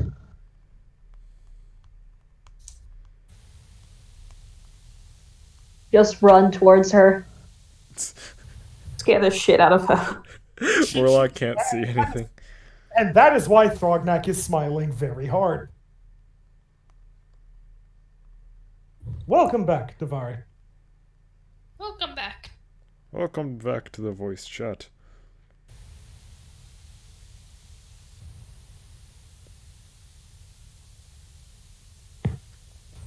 Gaming. That's all I need to know, thank you. Yep. Alright. So Morlock, as you're basically lighting your tinderbox in the alleyway, you basically turn to your right down the entrance of the alley, and you just see a figure just sprinting at high speeds towards you. Oh shit! She moves out of the way. Don't kill him. Hides behind the Please don't kill corner him. and readies herself. Please don't kill him, party member, please. Laram, what do you do? I stop and I look confused and I'm like, what are you doing? Wait. How close are you to her now when you say that? I'm like 3 feet away. Oh, Jesus! She puts her pistol back into her coat. Wait, are you... She takes a finger and jabs it pretty hard into your chest. My tit. Oh, good. You're corporal. Yeah, you could hear me. Oh, I didn't know if you would be corporal or not. I mean, you could have just used your whole hand instead of jabbing one finger. It'll hurt less. I'll consider that a little payback for jumping into the hole. Wait, I was concerned. I floated down. But anyway, we're looking for you, and we're making our way to the Oracle. Right, have you found Davari? Yeah. No. No? No. Who the heck said welcome back, Davari? Okay, never mind. That was coming back. Yeah.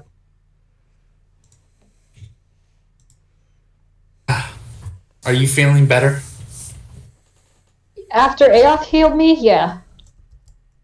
Emotionally. He just laughs. Morlock kind of frowns, like, you want to talk about it? His face straightens out, and he's just like, nope.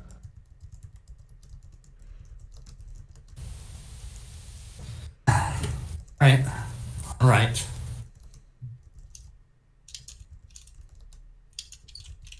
Morlock walks back onto the main street with Liram.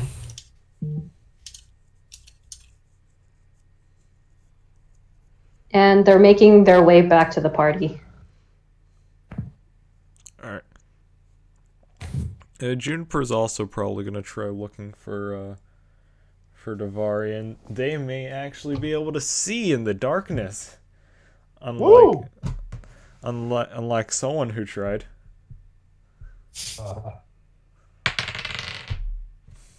I know that was for Morlock. I know that was for Morlock, but that feels like a call out for me too. Yeah, you also can't see in the dark, can you? Puny human. Aren't you also a human, technically? He was previously a human. Yeah. Yes, that's the way I put it. Technically, some funny things happened there, but let's continue. We'll get to that another time. Yeah, don't worry about it. Don't worry about it. No worries. Don't worry about it. No worries. It's fine.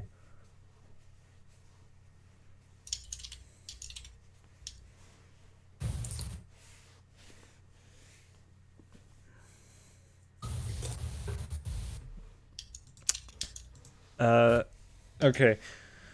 So, I'll just say this. As you guys are looking around for Davari, Davari, you see out of the corner of your eye out the window a certain band of fools that you have become familiar with walking past.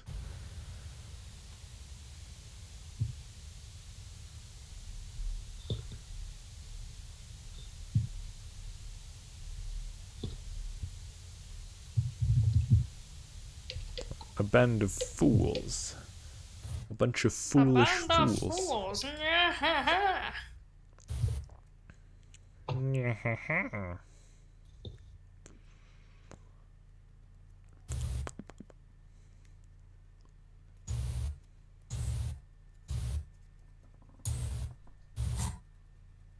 Alright.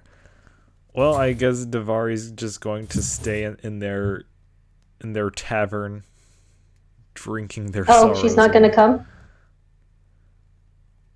I mean, I had Davari see you guys, but they just keep sitting in the corner, so. Now they need a fucking vacation. Let them have their drink. Alright. But for the rest of y'all, if you want, you can, we can just get to the oracle. Oh, bummer. Alright. Sure. As you guys are looking around,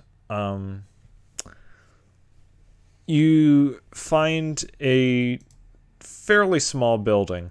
The brick of the walls seem to be a sort of deep purple in color, almost black, with little sort of magical lights sort of floating around the outside of it. On a sign with glowing letters above the door, you see the Crystal Eye. And a door that leads inside.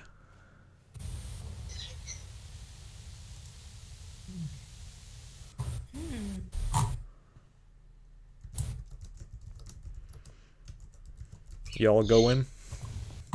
Yes. I mean, Alright. I don't like to go in without Davari, but it sounds like they want to be alone. Like, I got attracted by the shiny. I will go towards the shiny. Alright, this is the place I was talking about. Talk to the person in here, just figured this is probably a fairly good place for us to, for at least all of you to try and go to.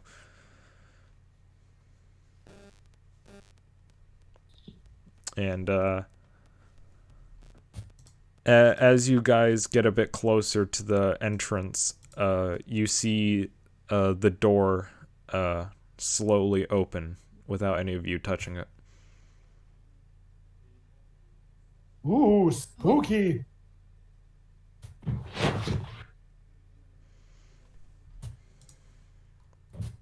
Well, who would like to be first?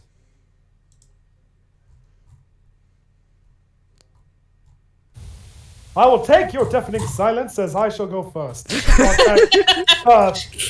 Thorgnak will go ahead and barge in. Oracle! Oh, God. This is how he was shot.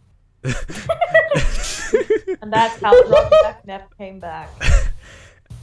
As you step inside, you see the interior of the place, lined in these large, very dark purple curtains. The floor beneath you seems to be hard wood, and in the center is a table, and behind it sits an old-looking drow. And when I say old, I mean visibly aged. This drow has been alive for a while. They sit behind this this large circular table with their eyes closed. And as you step in, you can see, Thrognak, I expected you. Thorgnak smiles. But of course. So, what would Thrognak call him? Respected Oracle. My entire party is here. Obviously, we would like your services. How much? Well, for all of you, I believe, is a special case, so free of charge. Thorgnak just raises an eyebrow. Are you sure? We have plenty of gold. Morlock. just kind of gives Thrognak a light little tap in the shoulder. Thrognak, we're heroes of the town. Come on, let's punch in our tickets once in a while. Thrognak looks at Morlock. That doesn't mean we have to be rude, Morlock. It would be rude to turn down a gift. I do believe what I have to offer is a bit... How would I say? It's a bit more important than gold. This If you would say- information is essential to your party. If you insist, please. All of you, come in, take a seat. And as they say that, a bunch of sort of small, like you know those stools that are like that have like soft cushion on it. Yes. Like the little short, small, soft cushioned stools. A bunch of those.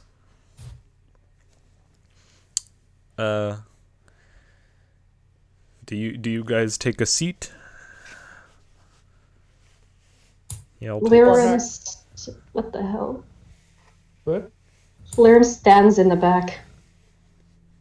Eoth is also gonna keep standing, but he'll probably inch closer. Thrognak will go ahead and take a seat. Clementine is also pretty apprehensive and just stands All right. at the back.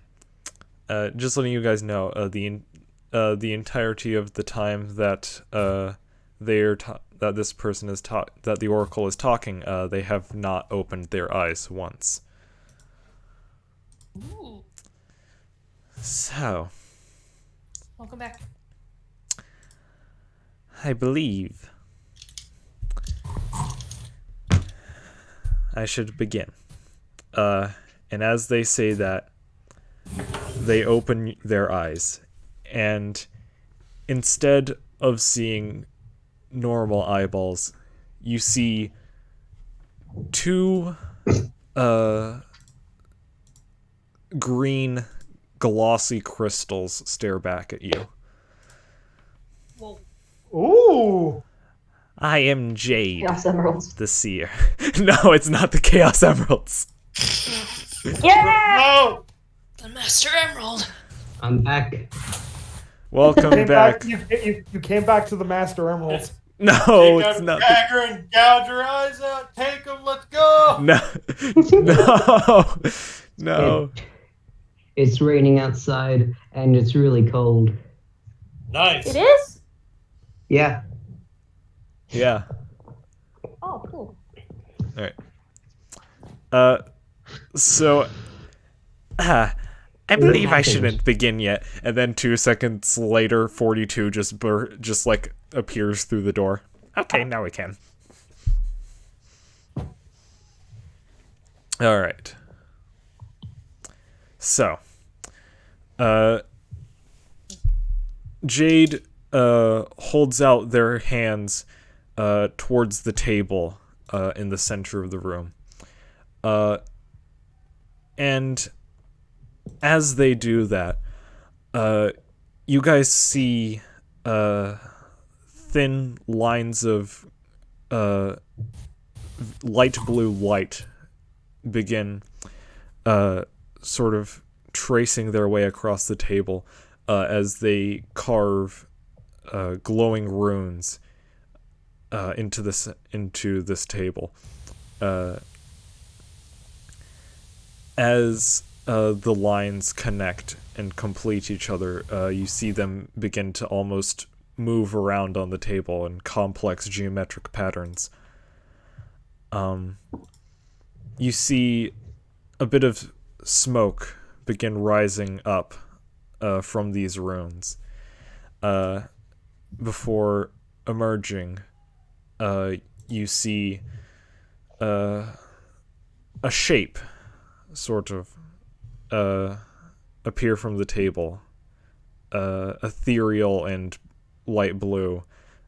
It just sort of molds itself in the air before all of you, not taking a particular shape. I have been granted information to aid you in what you seek, what you collect. You have been collecting powerful sources of magic, but do you know exactly what it will be utilized for? And as they say that, the sort of molding shape begins to take form as it creates a replica of the cores that you have seen thus far, floating in the air, slowly turning so that you may all see. The Infinity Stones. I swear to God. I do not believe you know exactly what these are for. I am sure that you all have heard of other realms and planes. Am I correct? Yes. We've met such a person from another plane. I don't like where this is going. Oh, I do. Long ago, in the ages of godly creations, there were 7 material planes, all orbiting the one we reside on now, making 8 prime material planes in total. Each of these planes were tightly wound together, allowing for free travel and access through these worlds. However, long ago these worlds were torn apart by attacks from dreadnoughts residing in the ethereal plane. These dreadnoughts patrol and guard the other planes, preventing any further travel between. Each of these planes now lie isolated, slowly rotting away. These are your true goal. The cores that you collect are power sources meant to open gateways to these worlds. Obtain the cores and open the gates. Re-establish the bridges between the gaps of the realms, lest we lose them forever.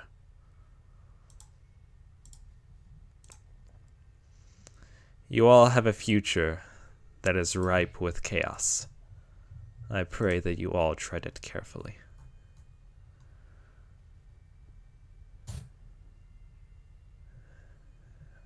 Now, I still feel that many of you have questions. The party is full of people tied together by what has happened in the past. It is amusing, I must admit. The ugly truth of people being sold still lives on even after many centuries. I believe your new companion has experience with these. And the molding shape turns into almost a bust, like a figure almost of Zabad.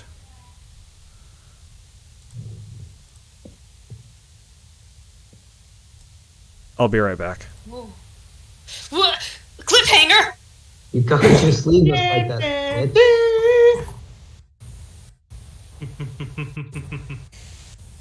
Oh. So orbs are gateways to other worlds. Zavid is what? Important. Okay. Okay, what else happened when I was gone? Lyram's solid again. Okay.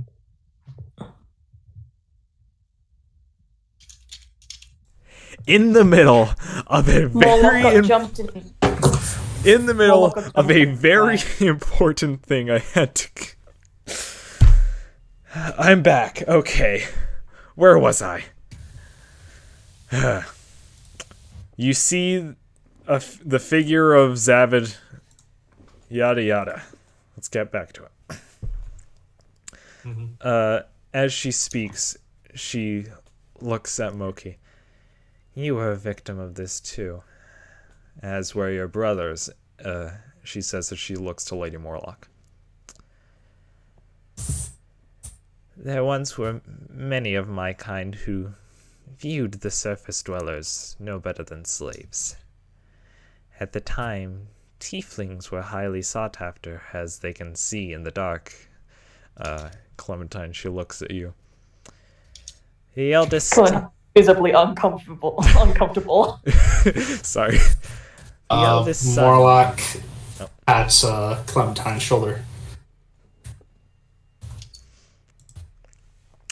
The eldest son of a noble house managed to shake this hierarchy. A drow fell for one of their servants some 50 years ago. They conceived a child together and planned to run away. The house found that the next in line to inherit the family name was the child of a servant. Knowing the cruelty of his family, they hid his lover and child and had them flee on a ship. They were never caught. They were caught.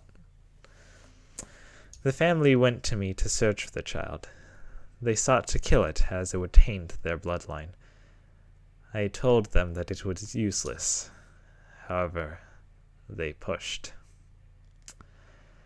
The mother and child that crossed the seas were never brought back. Until now. And as they say that, the morphing shape in the middle of the table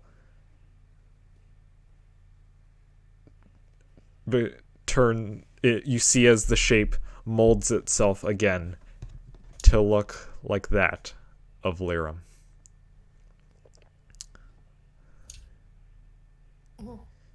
After all these years, and you just waltz back to town. It's really fucking dumbfounded.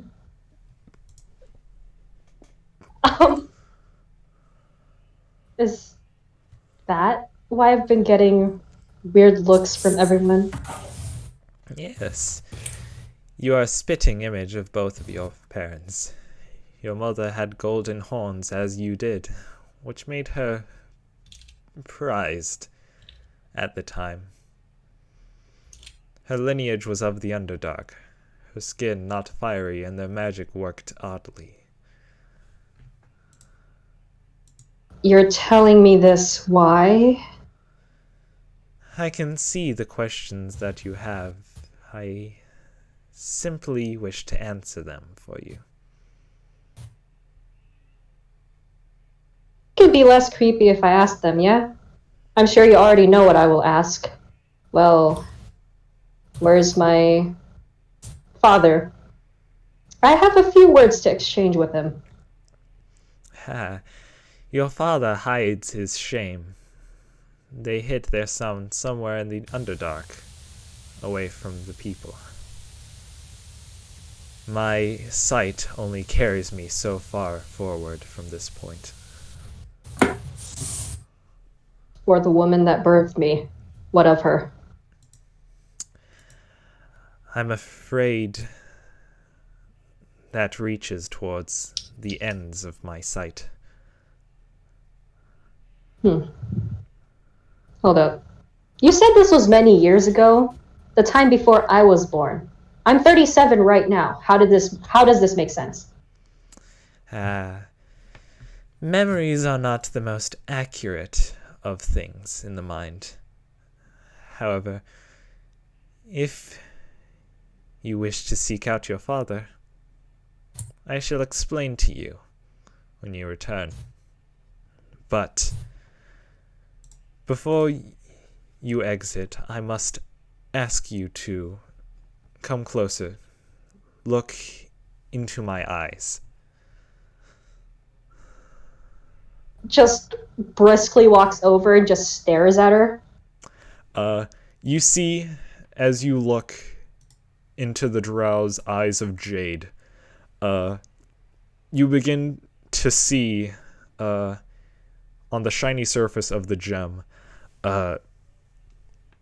it almost seems to draw in your vision until you see nothing but the green, shiny, glossy exterior of jade. As you try and look anywhere, you see nothing but the green gemstone. As it surrounds you, you feel voices overlapping. It's as if an entire room is attempting to talk to you at once. After a few moments, the voices get louder, and you can see the green of the jade walls begins to glow slightly. And after a few moments, you see a large flash of light, and you are brought back to your body.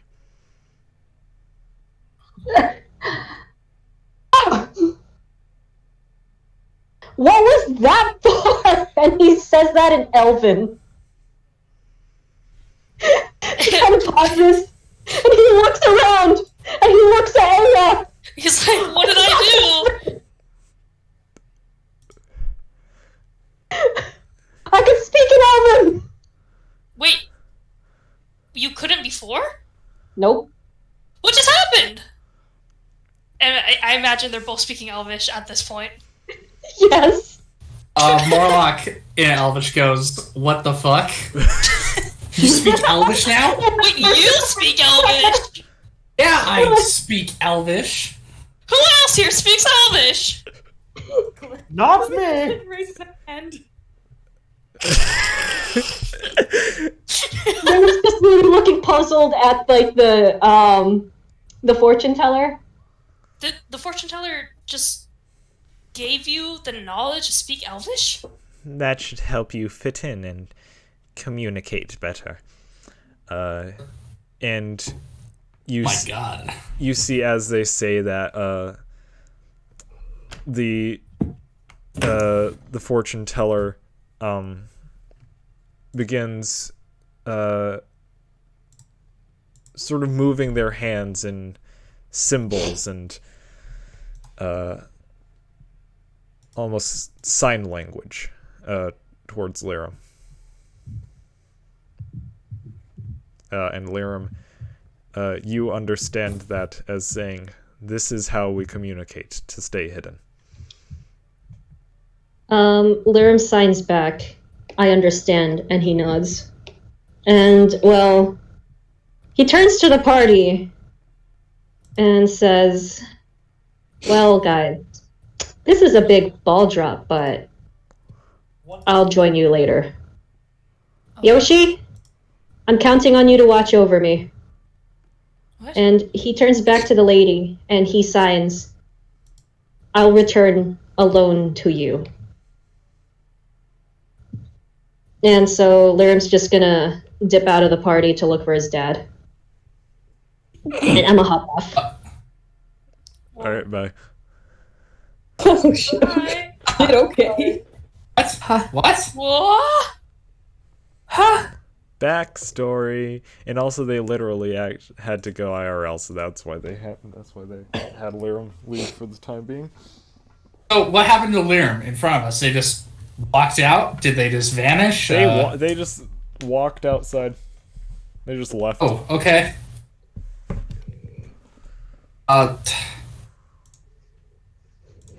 Good to know. Not the only one with dad issues.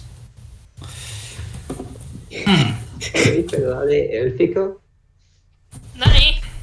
What did you just speak? Was that... What was that, like Italian? Yes. What?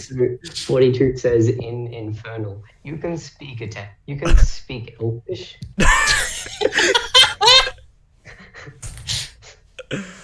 Oh my god. So we're all still with the Oracle, huh? Oh, she mentioned something about my family being connected to Drow in the past.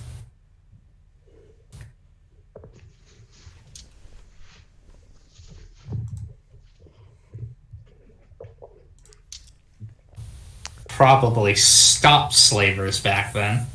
Do you not realize what they just fucking said? Say again.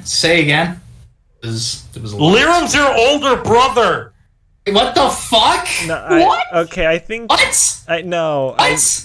Where am I getting this wrong? That What? is. Okay. Okay. A drow noble family. Okay. Not. I was about to lose my shit. You just assumed that a noble family meant Murloc. I don't know any other noble families. Oh, because like we're the It's only. gonna be the one family. A seasoned traveler like you only knows of one family. Look, I'm Purple sorry. doesn't know a lot of information. Look, I'm sorry. I should have clarified it a bit more. So, what do they know about Morlock's family? Okay. They said about Morlock's family that. Let me go back up. They were talking about how Zavid. Hold on. Okay, it's. Hold on. I'll just send what I said in chat. There was a Luke late moment, but we voted that. It's nice. Okay. So yeah. Oh, and your brothers. Yeah, she just mentioned. That's brothers. right. Well, Okay. yeah. Sorry. So that's where I dad- got some of the details muddled up. Alright, never just mind. I'll my shut the fuck dead up. fucking brothers that you killed. Don't worry about it. Okay. I got something to worry about. Right. Morlock just kind of like rubs her hands. Well, fortune teller.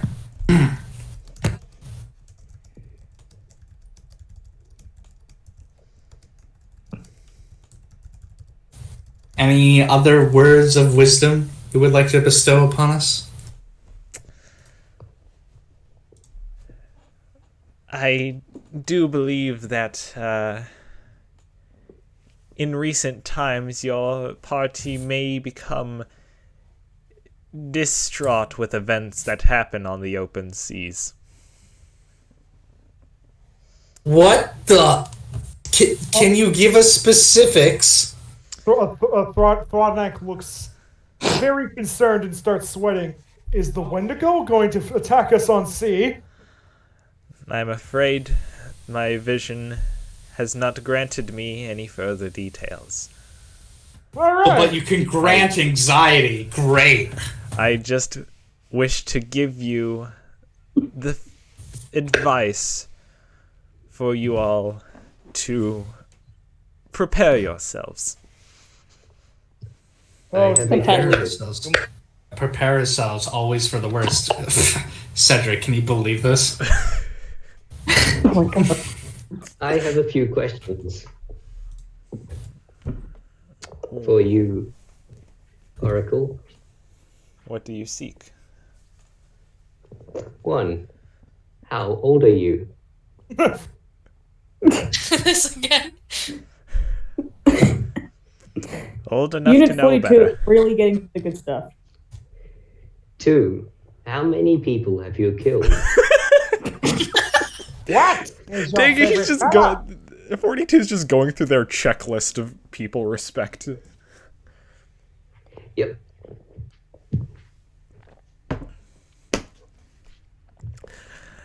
I have not directly brought upon anyone's death. Oh. I'll leave that as 0. 3. What is your name? My name is Jade. They said that already. Yeah. Sorry, I didn't. 42 wasn't Guys. there for the introduction. They just busted through the door. True. 4.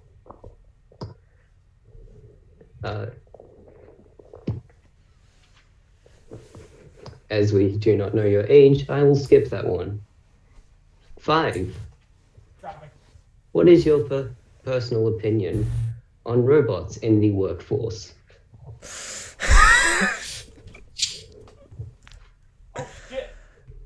Ah! Well, I wasn't expecting personal questions, but okay. Old man misery. No, I'm sorry. I only know how to do one old person voice. I suppose there's no issue. I do not see any reason why it would be something to have a negative opinion on. Okay. 6. What is your opinion on humans in the workforce as slave labor? Okay, can we... This is the final question. Can you repeat it, please? What is your opinion on life forms in the workforce as slave labor?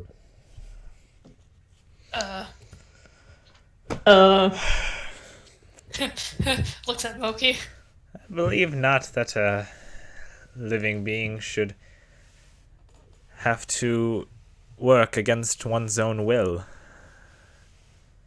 For one to be forced upon those situations is truly cruel.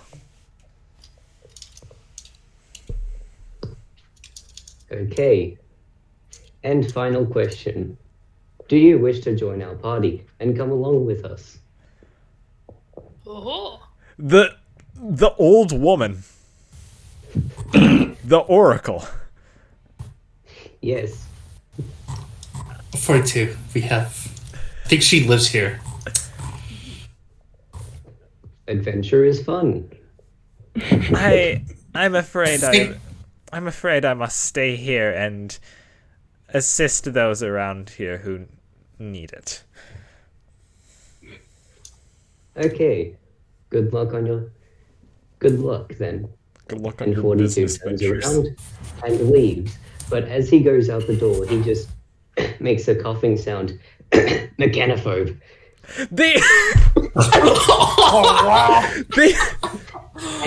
And then leaves. Okay, I think I misread your. I think I misinterpreted your question. I thought you meant like in general, like if they wanted to have work. I didn't mean like that. Oh, I'm sorry. Were you just waiting to use the You're term? apologizing for fictional What's done world. is done. Do not worry about it. Frogneck has been stroking his beard this entire time. And he asked the Oracle, Jade, I would like to ask you a more conceptual question on what you have told us. What is it that you seek? You mentioned 8 different planes, did you not? Indeed, I did. Is this what the Nordic people based the legend of Yggdrasil, the life tree on?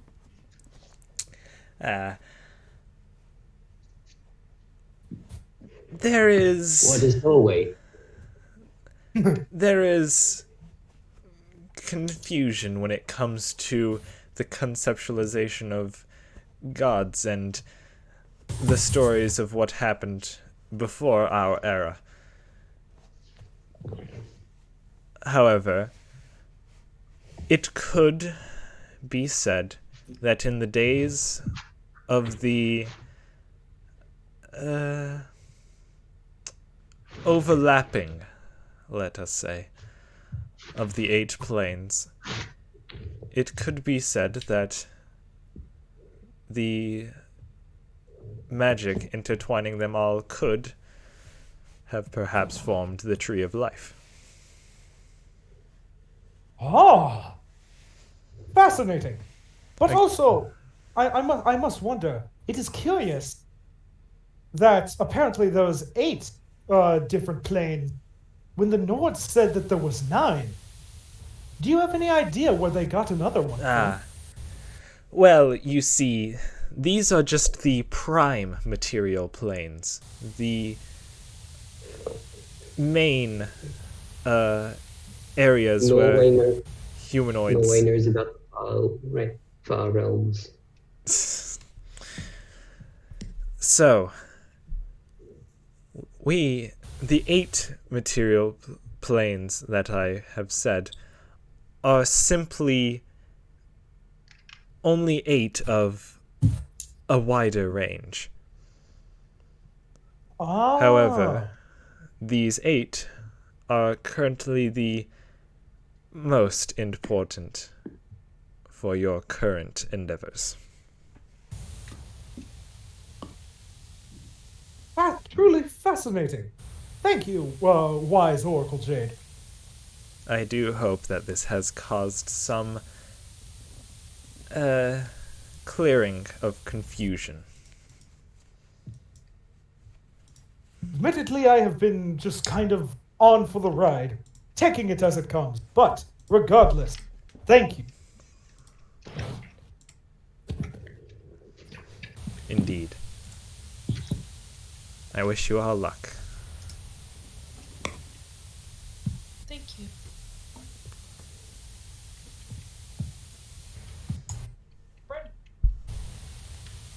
Alright. Morlock leaves the fortune teller, just kind of like, well, that was useless.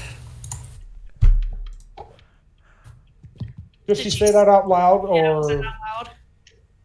After we left and are out of earshot. Well, Morlock, it may have been useless for you, but it wasn't for you. Oh yes, because we're going to be attacked in the near future. The future is endless. Morlock, you must be not very good at hearing. She specifically said on the sea. Yes, I admit that is vague, but that is a guaranteed attack on sea. We can at least... But are we going to be attacked by a kraken? Another one of my siblings? If they say... There is something... Dear God, Wendigo, if it was the size of a kraken. There is a simple thing we can do. Yes? We can avoid sea travel. If we know that there will be an attack on the sea, then we can avoid sea travel. 42, that's an idea. Still need to head off this island. Such as perhaps a submarine. That's still sea travel. Yes. That's in the sea, not on the sea. It's still traveling through the sea, though. Hence, sea travel. Yes, but they said on the sea. They did Not say in on the- the sea. Oh. The sea. What is So a what submarine? is a submarine? We could build one. But what is it?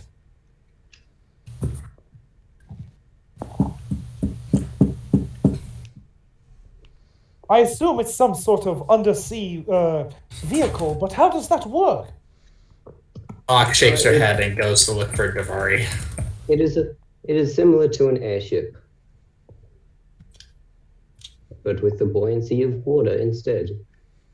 Oh, fascinating. Of course, there are more advanced techniques of controlling depth, but we will probably be using temperature, as it is quite simple by comparison.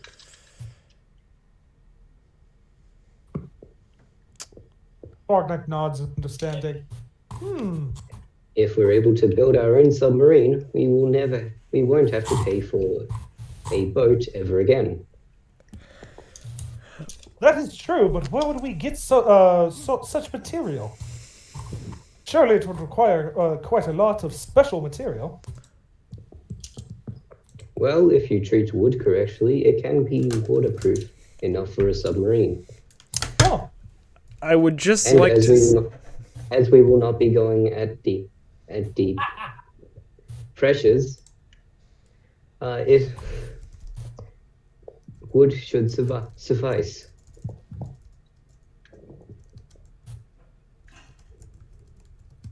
Perhaps let us bring this up with the rest of the party to see what they think. Now, I will go follow Morlock 42. She seems a bit shaken up from the whatever happened yesterday in the pit. Yes. And I shall check on Clementine. Fantastic. Fargnak goes to where Morlock was. She's just walking around looking for Davari. Rolling disadvantage on perception. Oh my god, I rolled. Both of them were 8s. Fantastic. Oh my gosh. Not enough. So 9 in total. Morlock, how are you feeling? Regarding what, Thrognak? The pit. The Oh? What happened? You still seem shaken up, although less so. Well, Liam jumped in the pit, followed by Zavid. And honestly, I was going to keep my distance and tactfully. Then Moki and Clementine jumped in. And, well, I wasn't going to leave the children to die. So, lo and behold, there was a beholder down in the pit. Zombified, but still very much as dangerous. Do you know what a beholder is, Thrognak?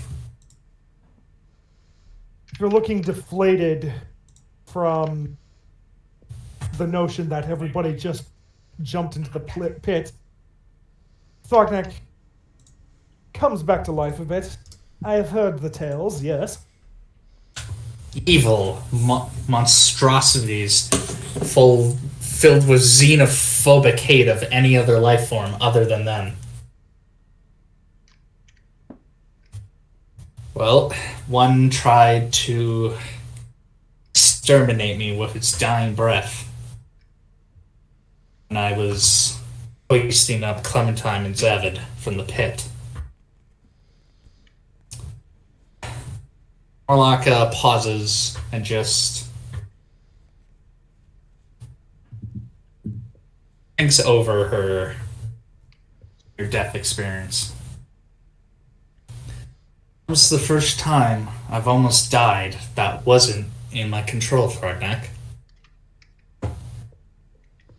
No amount of skill or luck on my end would have been able to save my life. And if it weren't for Moki, myself and possibly Clementine and Zavid, and the rope been disintegrated along with me, be all dead.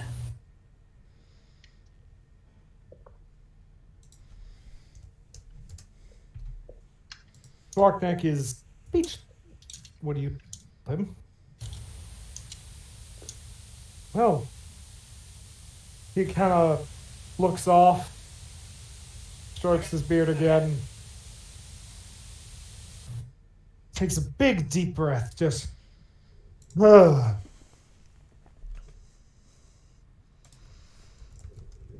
You ain't dying on me yet, Morlock. We just made up. Of course. What good would be all the effort I put in to make you better if you go on die on me? You putting in effort on for me? Oh, come on. No. He crosses his hands. He crosses his arms. I've been doing it since I met you. I don't know, I always thought of you as just a good motivator. To better myself. After all, I can't have you upstarting me. In a better person.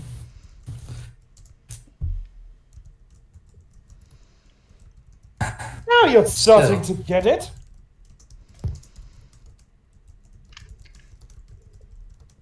See? Progress has been made. No need to go throwing it down into a deep, dark pit with the nasty eye monsters. Thrognak, you realize the reason I jumped in is to save everyone else's lives. Frogneck sighs.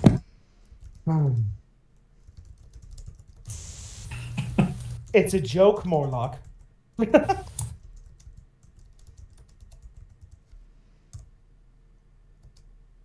Who's to say I wouldn't have done the same? Hell, I almost when I came back into the area, I almost jumped into the pit directly at the beholder. But even amidst my rage, I realized that would have been incredibly stupid, given the distance. Yeah. I don't think you, with your bare fists, going up against a monster that shoots lasers from its eyes would have been a good idea. Hey! I have my axe. It's still close quarters. Well, that's kind of what I do. And I specialize in killing things from far away. Also up close, but not as much impact as you. Oh, you know quite well what my impact is, as he cracks his knuckles. Yeah, just... Let me reminder on that. Oh, Morlock, I will be reminding you that till the end of our days. Honestly, my own mortality is... I want to do something to feel alive.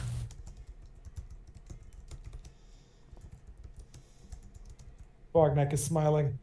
Now you know the feeling that I face every day atop that mountain. Every day I woke up, I went up and I stared at the sun, grateful that I could see it again. Because Borgneck just kind of looks like he's having a war flashback. Bad things happened on that mountaintop, Morlock. Bad thing. Well, that was survival. Precise. There's a reason I'm carefree, I'll say. Plenty of near-death experiences will do that to you.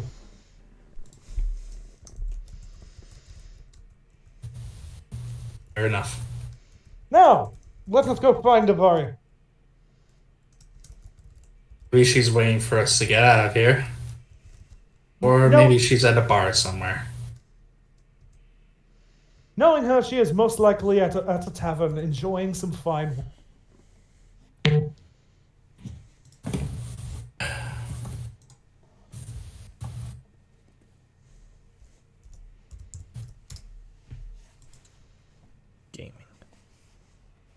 Gaming. Gamer moments. Unite.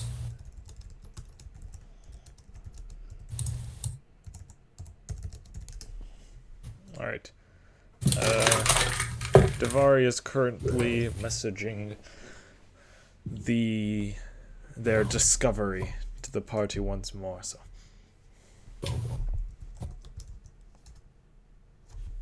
Here?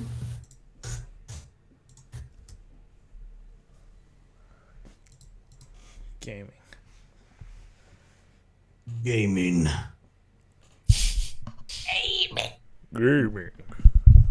Gaming! Yeah!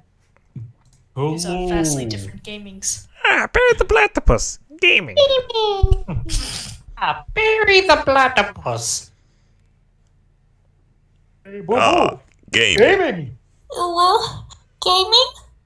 Oh god. No. You. Now that's gonna make me commit some fat neck rope. Oh wait. All Caleb, right. like the classic meme. Like the classic meme. I'll need 2 ropes for this one. What? Oh, right? Don't worry about it. You know, I'm not gonna ask. I'm not. I don't even think I properly heard that anyway. So do not elaborate. I do not want to know. Hey, boo boo. I think I'm gonna need 2 ropes for this one. No. Okie Dokie Literature Club's a great game. No, Shut. no. Unrelated. Completely unrelated. I forgot something, Dylan, in our earlier conversation. The 80s villain. Right in the mix. I forgot the Shredder. I was wondering if you were going to bring him up. Let's see. At the edge of your dark vision, a somewhat familiar figure is sitting on This a is bench. just Aoth. Sorry, Morlock. I know, I'm just reading it out. Oh, okay, sorry.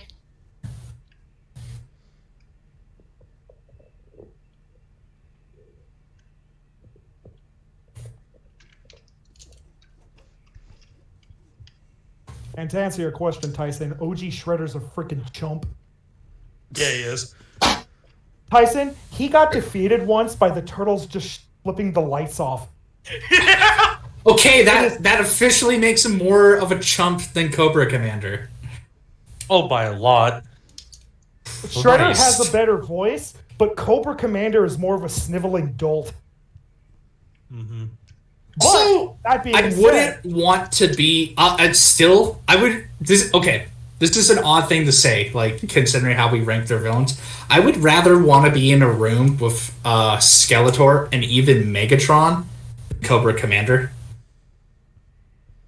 As I don't know.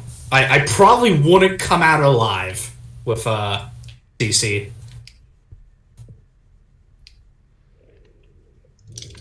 I mean, OG Cobra Commander wouldn't be able to hit you. Megatron could at least step on you. Well, Yo, are we not even bringing up fucking Mumra? Well, Caleb, that What conversation were you guys having? Caleb, 80s villains. we're going specifically OG cartoon versions of those characters. This is supposed Because- to be Yeah. Dungeons and Dragons. Well, I'm sorry. No, it's fine. I'm just joking. But yeah, Caleb, I haven't seen the original Thundercats, so I can't comment on Munra on that show. Well, I haven't. Mumra's fucking awesome.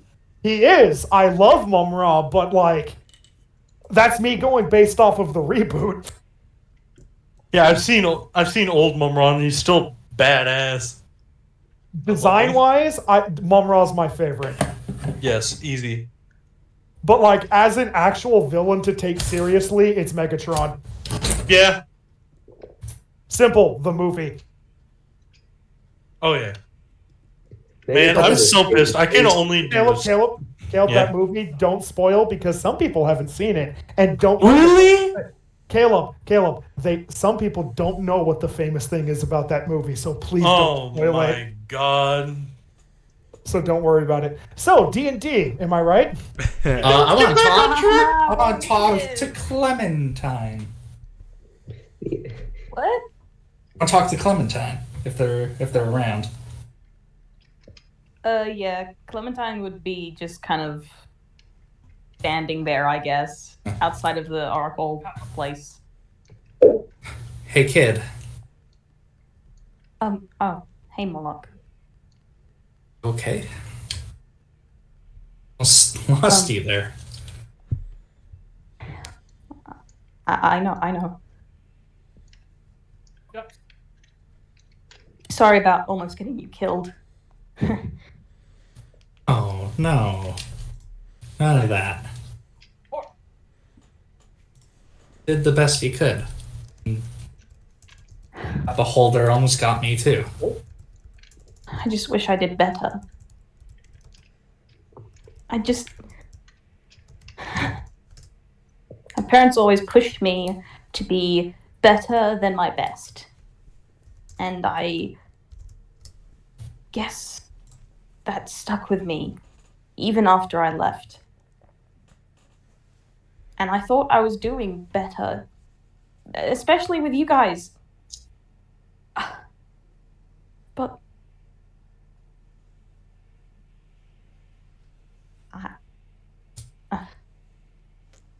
I don't know. Clementine. Can all only do our best. That's you did down there. Sometimes that's not good enough.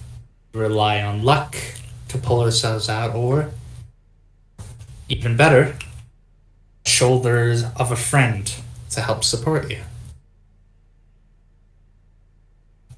Best thing to walk away from a situation like this is knowing that you get to see the next day and improve from there.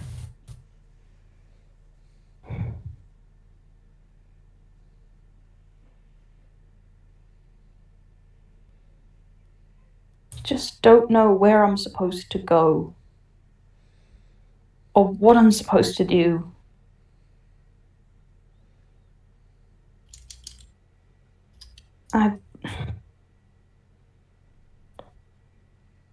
I guess I'm scared. I don't know what of. I guess in a more literal sense, I'm scared of whatever was in that pit that I fell into, but I guess I'm scared of a lot of stuff. Oh. Want to know what was in that pit? Beholder. You want to know something else? Was most likely more scared of you. What? It's true. Beholders are hateful, xenophobic monsters. They're afraid of everything that isn't one of them. Or even then, afraid of anything that isn't themselves. So they lash out and try to kill anything that isn't them. No, Are you beholders just behavior of themselves. Clementine, you Beholders glitched will out a lot when you said that. Oh, sorry. Are you justifying the behavior of the beholder that tried to kill you? Well, I mean, it had to die, right? There's a monster that needed slain. Yeah. I'm just saying it was more of a scaredy cat than you are discrediting yourself for. Jumped in after a monster was gonna disintegrate me. Had the power to do that. You kicking its ass for a while. I wasn't though. Commendable.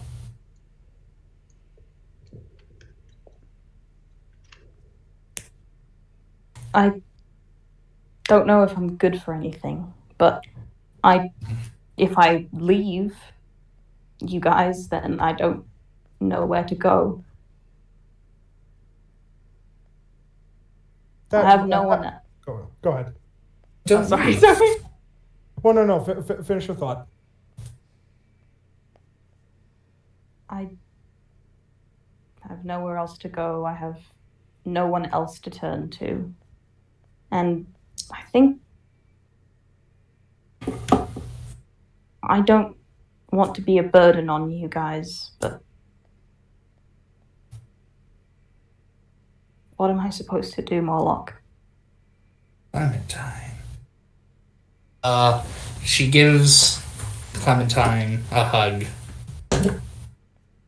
Stay with us. You find hope in the future. Find reason.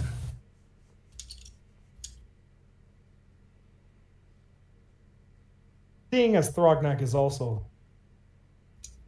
after he's just kind of been sheepishly rubbing the back of his neck, but at the notion of Clementine feeling she doesn't have a purpose, feeling inspired by Juniper's words, he'll come over to Clementine, get down on one knee, so the size different, massive, put his hand on her shoulder. Clementine.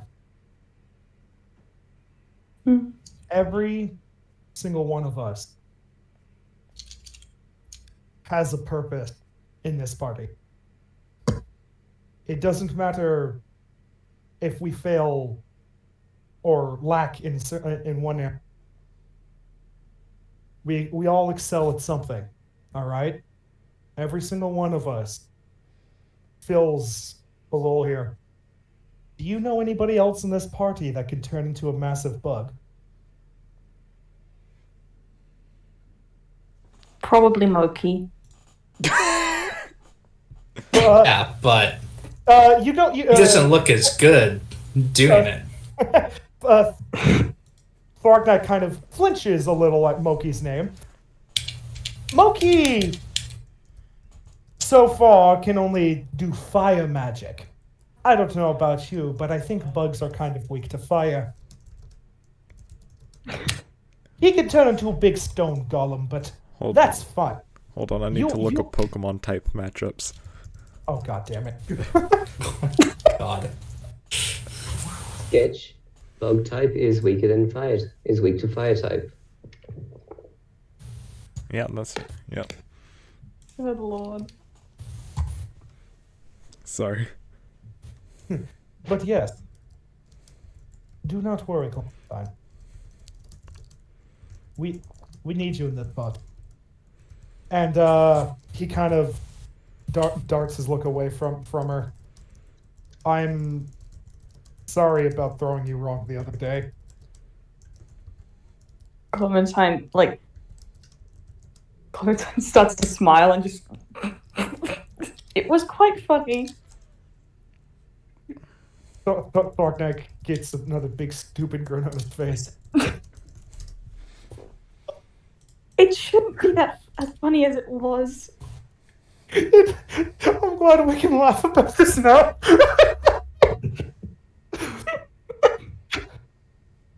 I once read somewhere that pain is one of the pillars of comedy, and that seems to be very true. Oh, God.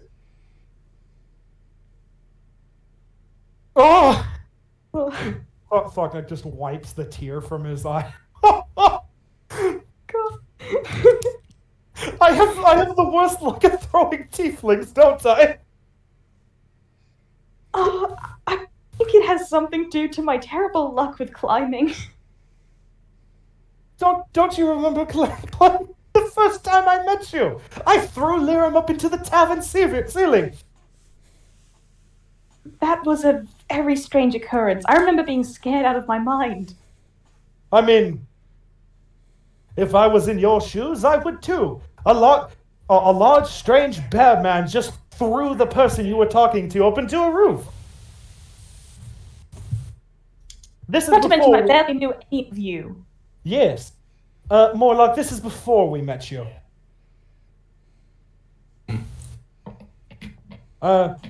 Yes, I accidentally threw Liram up into the ceiling of a tavern.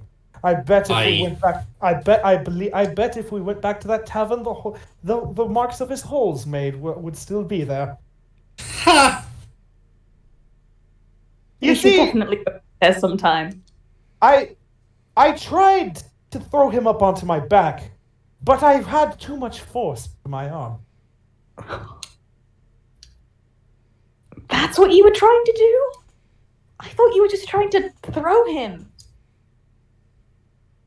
I was excited. I guess I don't know what to say.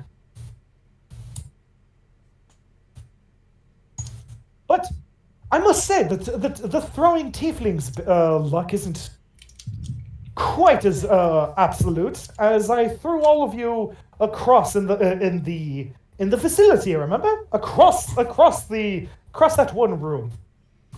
And even then, I had trouble climbing. That is true.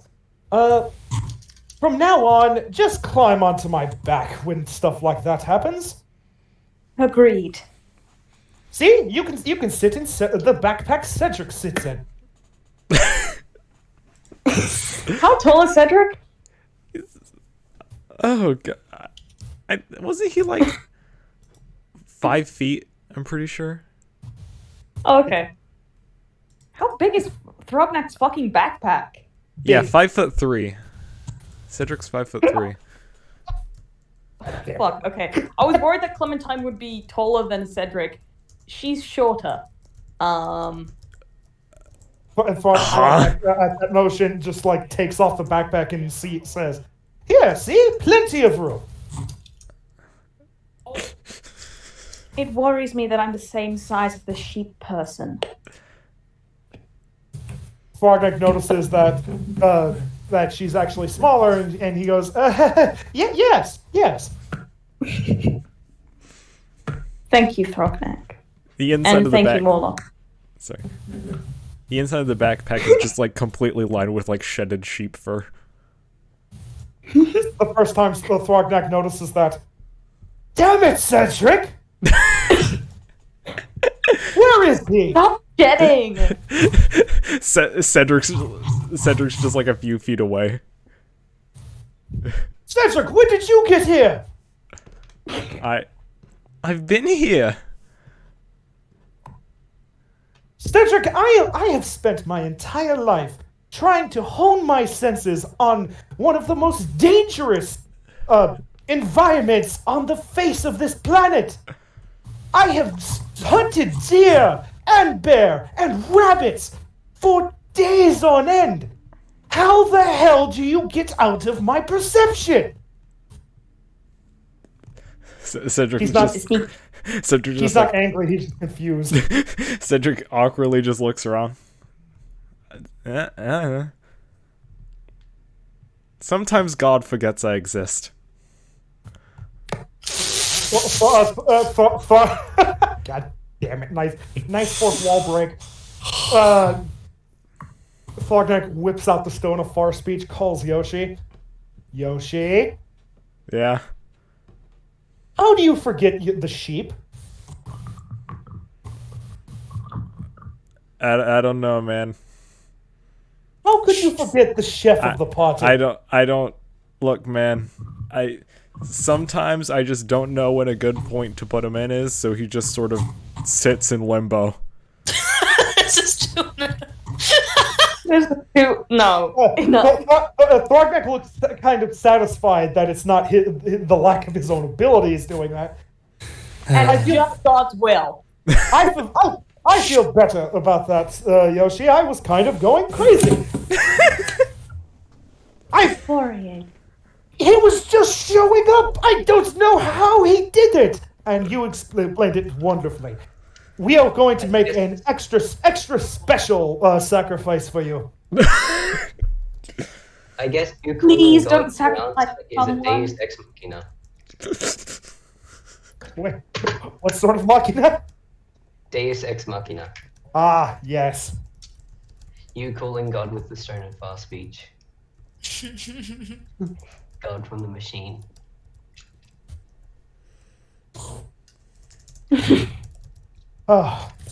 What do you like any sort of pastries, Yoshi? Strawberry cake. We shall make you the finest strawberry cake in all of the land, and it shall be yours. No boat this time. Well, boat on the water. Are you just gonna like get a? Are you just gonna like take a boat, put it on land, and set it on fire? Well, the model boat. So, Thank you, Yoshi. I will talk to you later. Goodbye. Click. Patrick! Strawberry... Thrognak thinks about it. Wait, did he say pie or cake? Cake! Cake! Strawberry cake. Okay, we need strawberries. And... Hold on, what do you need to bake a cake? Egg. Milk, eggs, sugar, flour. Sketch, you should know by now. It's a piece of cake to bake a pretty cake.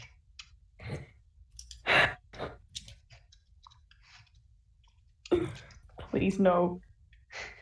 Yes.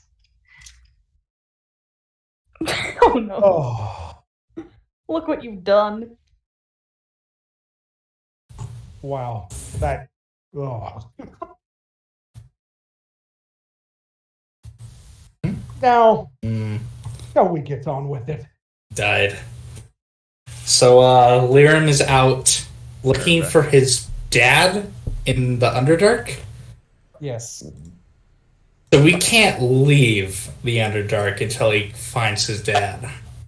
Does anybody know where the mysterious stranger is?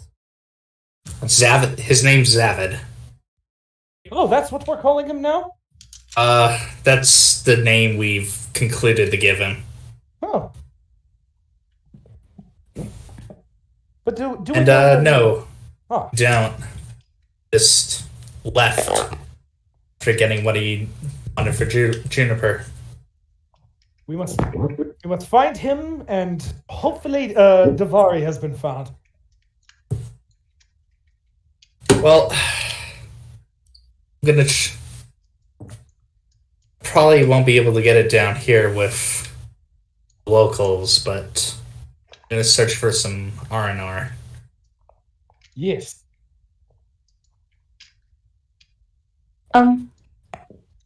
Thank you guys for what you said and what you did.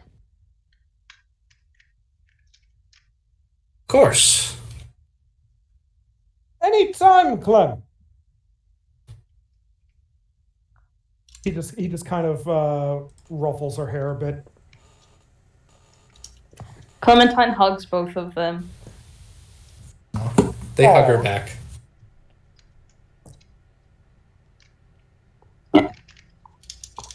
Snart will come up and just kind of motion. Ugh?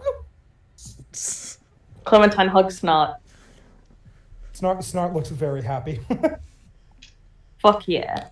Unlock glances Throgneck. Hmm?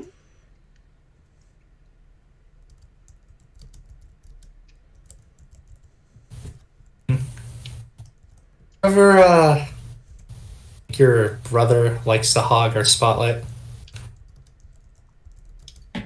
My brother?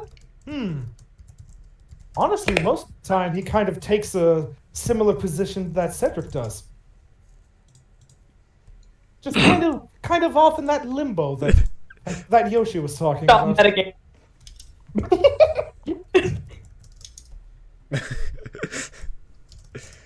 Stick He's with quite good at being stealthy for being a Yeti.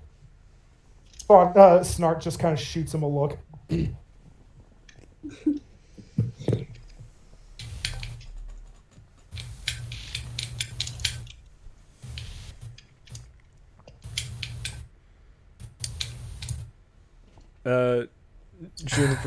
Juniper's probably gonna head back to their house now.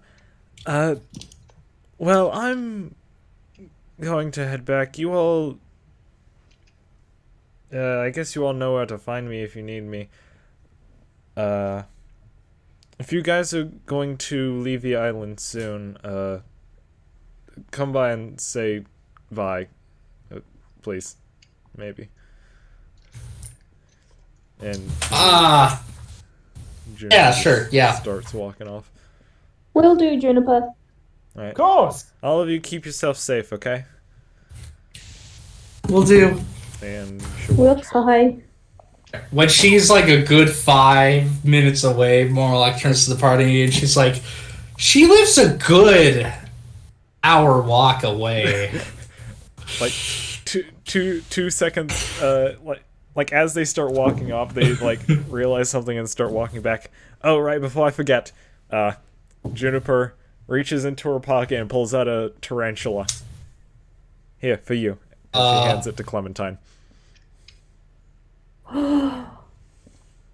Thank you. Alright, that's And she all. hugs her.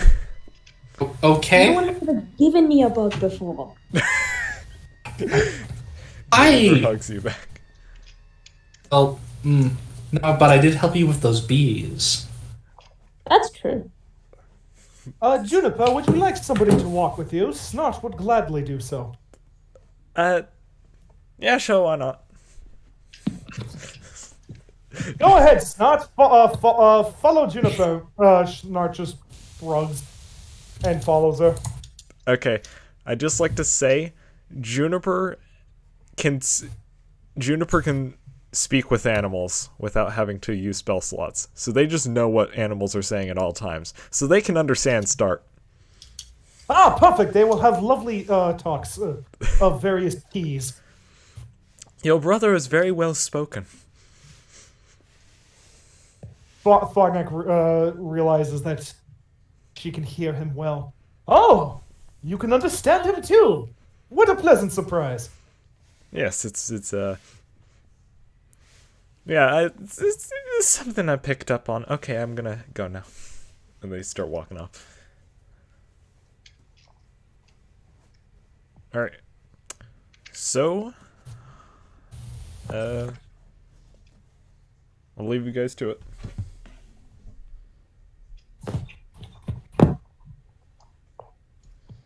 Well, let's start an uprising against God. I think it's enough. Why would we do? Alright, Morlock is gonna go,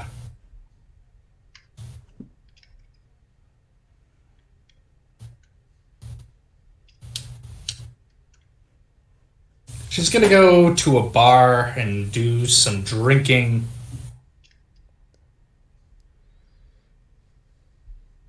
Wait, she wants to find a place with a piano. Always you with pianos. What are you, Elton John? Hey. Which might be. Hey, that's some good shit. Elton Morlock. Lady John. Lady John. Yeah. Lady John. Lady John. Hey. The Elton. Lady Elton.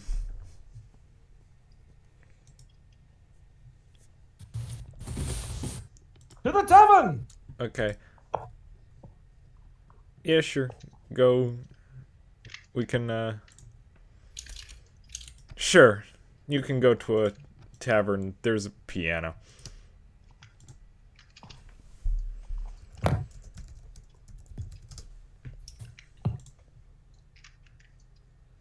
What are you gonna do? Sing us a song?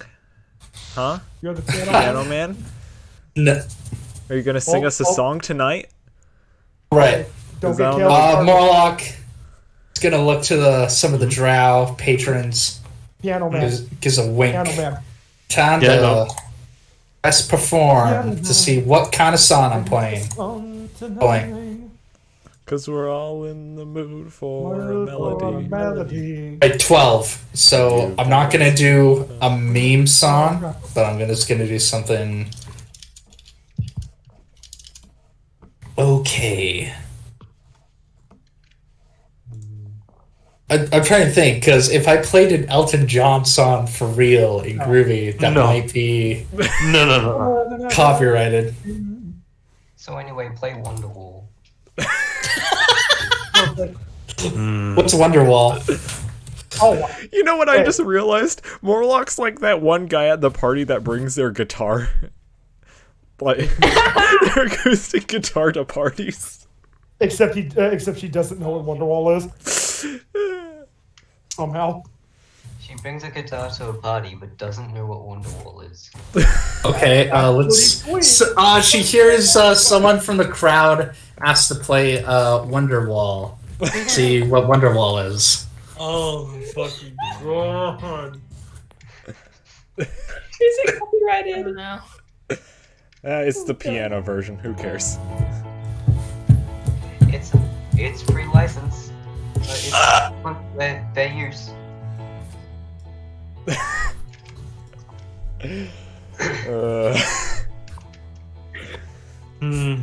Okay.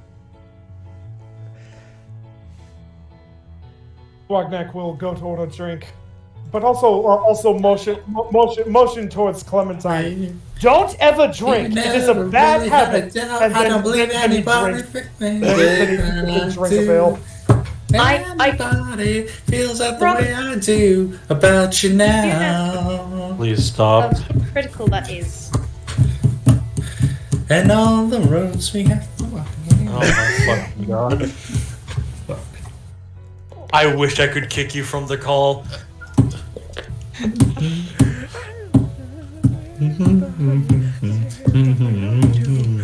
About I you don't now. understand why you would drink Grognak. Every single one. Because Honestly, maybe it tastes good. It's really that simple. You're so and all wrong. the lights I leave Alcohol there feels blinding. Well, There you see, you many see, things Cliff, that I as you grow, would like to say to your you taste buds change. about I know. Yeah, I know that. What I also know is that my taste buds will never change Because maybe except poison in my bloodstream. you're gonna be the That's what one I'll- that saves me. Well, you see, Clementine, And after once you've all, done, it is a common thing amongst mortals that once and you I wonder enjoy this, why. the alcoholic beverage. No one knows why, at this exact age of 35, you start enjoying this. It's just the day that you turned 35. It's the same with alcohol, but you have to hate the majority of alcohol. Feels the way I do about you now. Also, Mac, On the roads that lead Yeah. there are winding. have drinking drunk. All the lights and that light way up. I know, and you had terrible alcohol. It actually does matter which one you drink. I think you would like a more fruity drink, to be honest. Do you want I to think drink black coffee. you want an alcohol with a more refined taste that has a effect on your body? I don't want any alcohol. You know, Try some I dragon's shouldn't be blood. drinking at all. No. No. She will die if she drinks that. That is practically not alcohol. What? Why do you think I look the way I do? Oh yeah, I couldn't mention you look great. Fognak just looks beaming at that comment. Why, thank you. No problem. So dragon's blood. No. Fognak looks I'm joking. very I would serious. never. Good. Don't. I just want a black coffee, please. Fognak drink. slams his fist at the counter. One black coffee. Alright, so you pull up at McDonald's in your drive-thru, all the kids in the back are yelling, McDonald's, McDonald's! You order one No. black coffee. Yeah. For the kid. for the kids. Alright. Of course. For the One black share. coffee. Clementine, Yep. Clementine, you obtain One black coffee. and some seawater. Thank you. Clementine chugs it and doesn't flinch. Fognak just stares wide-eyed. Now that is impressive. It's good. Hold on, I just had a funny idea. Uh-oh. 42 is just gonna start chugging seawater from his endless decanter. Oh no.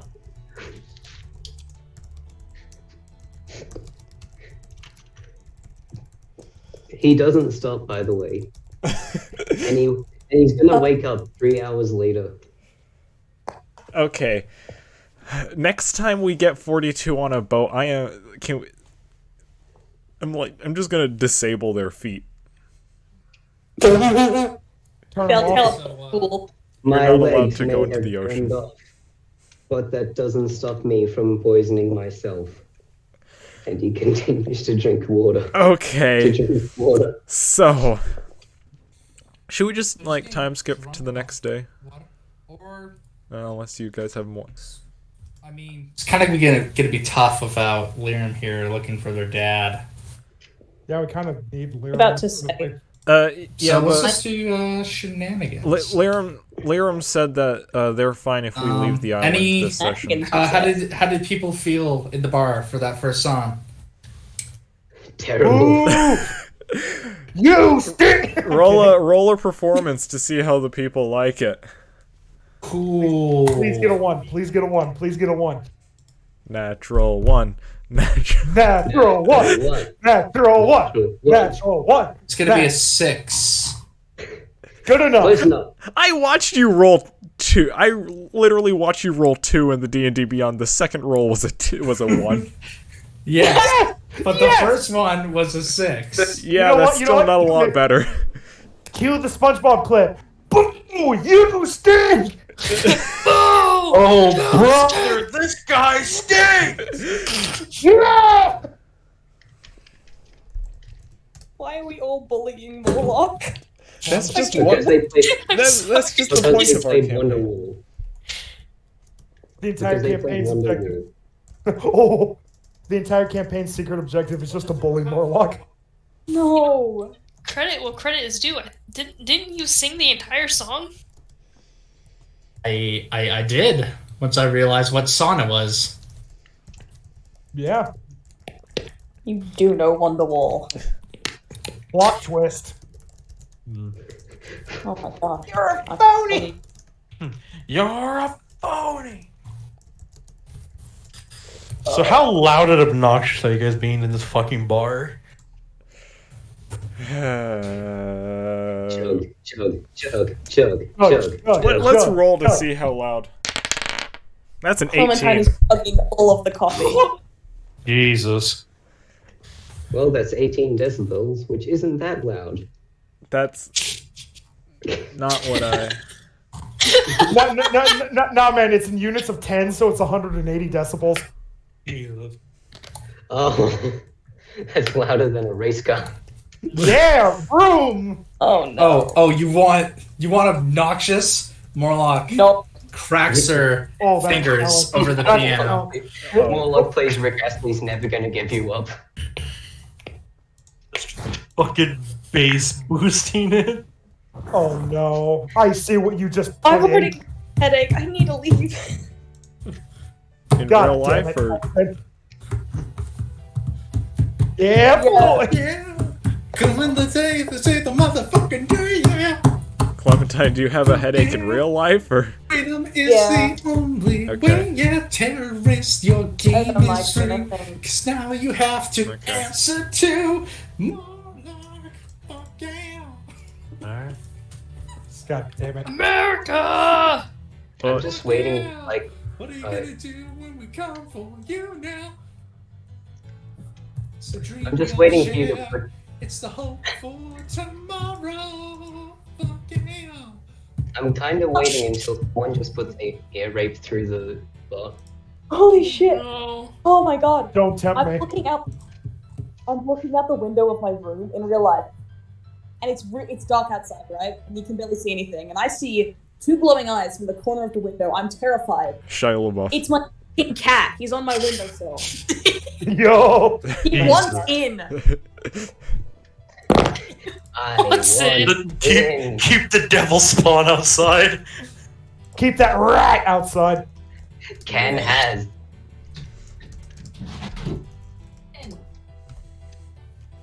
Okay. This is when we just hear like a monster screech and they're just gone. Just Goodbye. just Godzilla. Yeah. Alright. Let's... Yo, Caleb, should I find that version of the Iron Man song that freaking Kalen found? The really loud one? I have a cat. No! I don't know why it was so loud! It was so cartoonishly loud! It was fucking Kalen. Of course he found like the bass boosted, just ultra loud, unnecessary version. Yeah, it's like it just ripped the entire walls, like, unironically. It like, made me jump out of my freaking seat. So bad. It was funny how loud it was.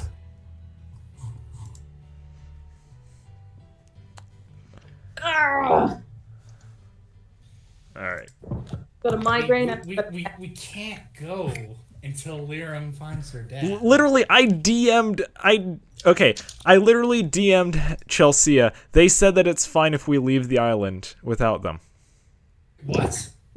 Yeah, like, Kitty. literally, we can...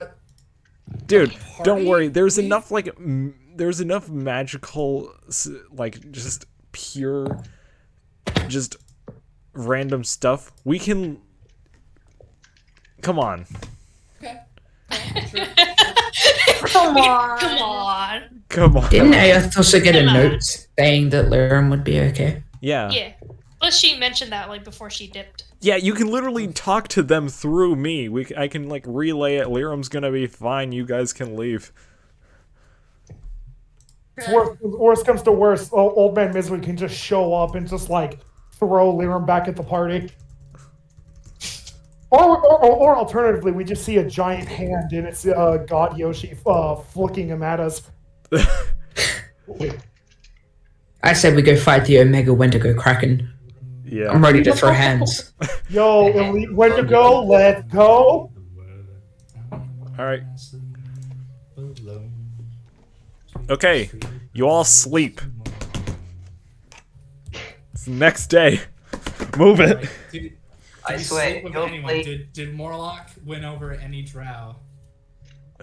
God damn if you're playing the piano cover of Fallen Kingdom. No, she's playing the piano cover of Viva La Vida. No, Fallen Kingdom. Oh my god. They've got the same beat because it's a parody. I know it's a parody. Yeah, this is the knockoff of Fallen Kingdom. Oh my god. Sure, she's playing Fallen Kingdom. Thank you. Does that win over any drow?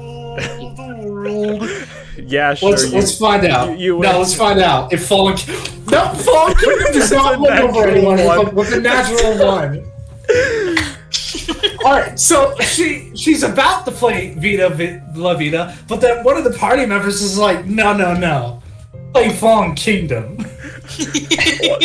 one of the drow throws a tomato at you. Oh! No, that's a joke. It's not canon.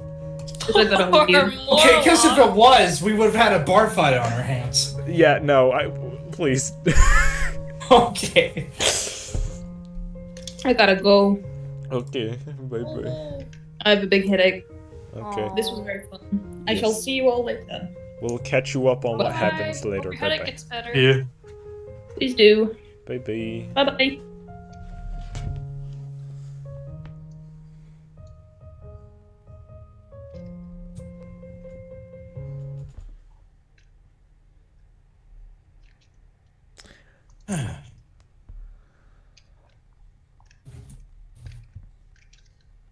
Right. Alright, so there's 100 wolves. 100 wolves? I'll fucking kill them all, let's go. I leave for 2 seconds? I really can't Easy leave clap. at all. Easy clap of my life. I can fucking body 100 wolves, let's go. Bet. You get the 50 on the right and I'll get the 50 on the left. Bitch, I'll kill them all. Well, you know what? Okay. It's a bonding experience, alright? Nah, screw that, let's go. I have a gun. Well, you know what? I have my fist. This is supposed to be a bonding experience. I have a gun. Man. 42 will join us, and we'll all take a third of the wolves, and it'll become a third because 42 will come and split a wolf into 3. Oh no! All right. No, we would Just put all the wolves together and stick Moki in front of it, and we can have a bonfire. No. Fireball. And that is why Thognak is scared of you. My gosh. Okay. Line of shocked wolves. I agree. Lightning bolt is fantastic. Let's crisp them. All right. Let's. We burn all the wolves, and 100 burnt wolf corpses appear in Yoshi's office. Okay. Oh god. Okay, so next day. Y'all sleep after having a rambunctious night of drinking and piano playing, I guess. Royalty-free covers. It is in fact 9 o'clock on a Saturday. 9 o'clock. Enough, continue. Enough is never enough. Yes. Enough is never enough. 9 o'clock on a Saturday. Okay. So, who wakes up first? 42. Oh yeah, you don't sleep. It goes without saying at this point. Actually, Aoth, you're a half elf, right? Where am I? No, just like in general, you are a half elf, yes. correct?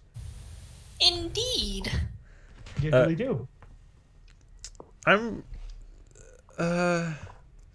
If I remember correctly, I don't think half elves need to sleep. I know, they're just like elves. They are like elves? If I remember right, half elves have the same clause that elves have, where they only need 6 hours in meditation. Oh. Yeah, Rain in the chat is mentioning a trance. Yeah, trance. They just have to be in a trance-like state. Yeah, trance/meditation. I believe, yeah, it should be the same for half elves and elves. I think it's a 6-hour period. Let me go double check real quick. If that's the case, then hot dang. Hot diggity dog. Hot diggity dog. But Aoth chooses to have the sleep. That is a good point. It's more comfy. It's good for the bones. Ah, yes, the bones. All right. They're not mine, but they're good for them. It's Spider-Man Day today. Okay. So, Nice tangent. Yep. You guys wanna you guys wanna make your way off the island? I'm sorry if I'm being pushy. It's okay. No, you should. I mean, Yoshi, that's what the DM's supposed to do. Fair enough. Get it. I'm. Just in line. All right. Zap. All right. We see the giant finger come from the heavens, go just pointing angrily at all of us. Oh, I'm sorry. No, the trance is only 4 hours. I only need to be only 4 hours? Yes. Dude, I can be night watch. Dang. I'm Night Watch. 'Cause I Right. Because he stays conscious for all 6 hours that he's inactive. Well, that's awesome. Now this But yeah. also means I'm going to be fully conscious watching someone steal our stuff, but I'm just going to sit there and watch them do it. Look, you'll record it for later. You aren't night guard, you're just night watch. You're the CCTV footage. Well, you see, guys, a crime has to happen so then you don't feel guilty about getting revenge later. Oh my gosh. Okay. Speak for yourself. Y'all wake up. Good morning. You don't even know if it's morning or not because you can't see the sun right out the window. Morlock wakes up alone. Exactly. If it's Performance last night didn't really win over anyone.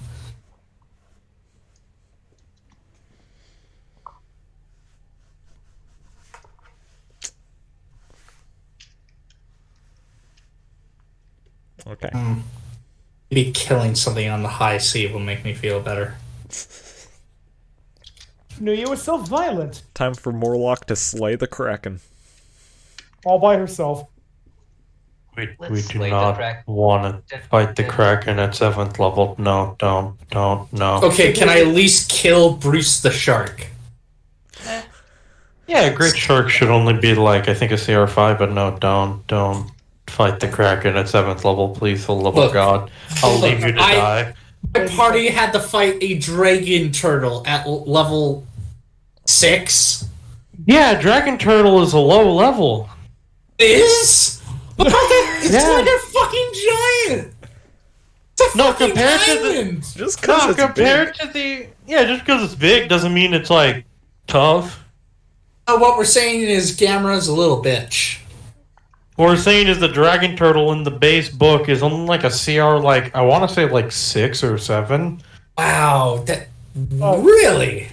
For reference, the Kraken is a CR 18. Okay. Okay, yeah. That, Tyson, what you're actually saying is Bowser's a little bitch. You know, the Guess actual I dragon am. turtle. The actual dragon turtle. Guess I am. Wow, Caleb, look at this chump not knowing Gamera doesn't breathe fire. Also, Yeah, I know what a fucking loser. No. what do you mean the Kraken is a CR23? No, I said 18, if I remember right off the top of my head. No. Hold on, let me go double check. Because I feel like I got that horribly wrong. Okay, Dragon Turtles 17. No. I'm looking at the. No. Okay, I may be looking at. Wait, no, Dragon Turtle is a 17. What the fuck am I smoking? Yeah, see? Like, it's a giant fucking island. What am I smoking? What? You. My god, it's been so long since I've looked at the, like, sea creatures. I feel... What is happening to me? Yeah, I guess Bowser isn't a little bitch. What? Nope, still a What little am- bitch. I mean, hey, if he can't even take a lava bath, he is a little bitch. I feel... Bowser, indeed. My god, never mind. I'll shut the fuck up. Okay. I haven't messed with this stuff in so long. Shut up and sit down. All right, so I mean, let's god, get the last time I elevator back DM'd up. was like 2 years ago. Morlock looks around, just kind of concerned. Like, she knows they got a note and an okay from Liram to like go ahead, but she doesn't feel great about it. Barnack will walk up to her. Worried about Liram? I am. If he's going after his father, then maybe one of us should help him. Barnack chuckles lightly. He wouldn't accept it. If there's, and besides, if there's one thing I'm sure of that I've learned on this adventure, Liram can take care of himself. You do not exist in the places he has without being able to defend yourself. He did jump into a pit with a beholder. Well, floated, but who's counting? Besides, if we would really need to, we can just simply talk to Yoshi, and he can talk to Liam directly. We will see him again. We will see him again. Of that, I am positive.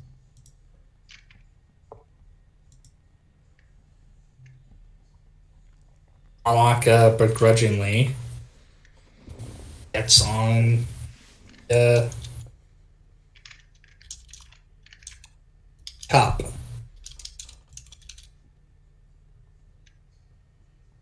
Huh? I mean, she gets on the railing on the cart thing, and thinks.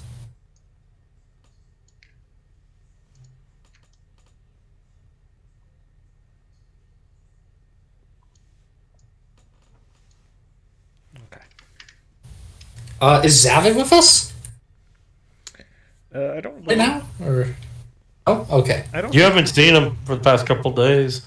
Okay, fair enough. I was just wanting to check.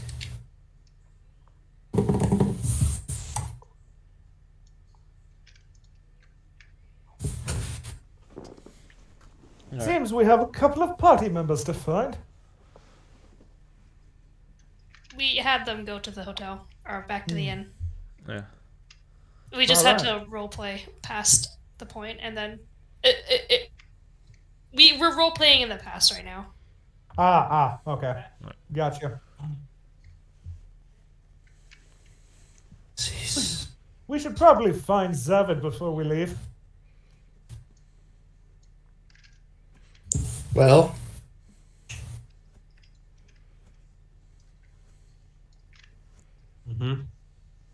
David, we just kind of met him on this journey. He's not really a full-time party member. Well, that's why we should find him. Okay, I don't feel comfortable looking for some cowboy that we just met and leaving Liam behind. mean, As they do far as- have Oh, go ahead. they do have very valuable information. Or how about this? If What do you the weirdly in tune cowboy can hear our call, he shows up in the next minute, can come with us. Barknack snaps his fingers. Wait a minute! And whacks his hand against his head. I have an idea! He whips out the Stone of Far Speech, calls Yoshi back up. Yoshi, Yeah? what's Zavid's number? It should already be in your contacts list. My God. Hey, wait a minute. He's under my jurisdiction, alright? No. Okay. But, like, the way that the Stone of Far Speech works, if you meet another person who, like, has a Stone of Far Speech, it sort of automatically links it up. Oh, really? That's Yeah. kind of pog. Then, yeah, I guess he would have Zavid's number. Oh! Okay, Yeah, or I can do this. If he is truly an ally of our cause, he will hear this whistle.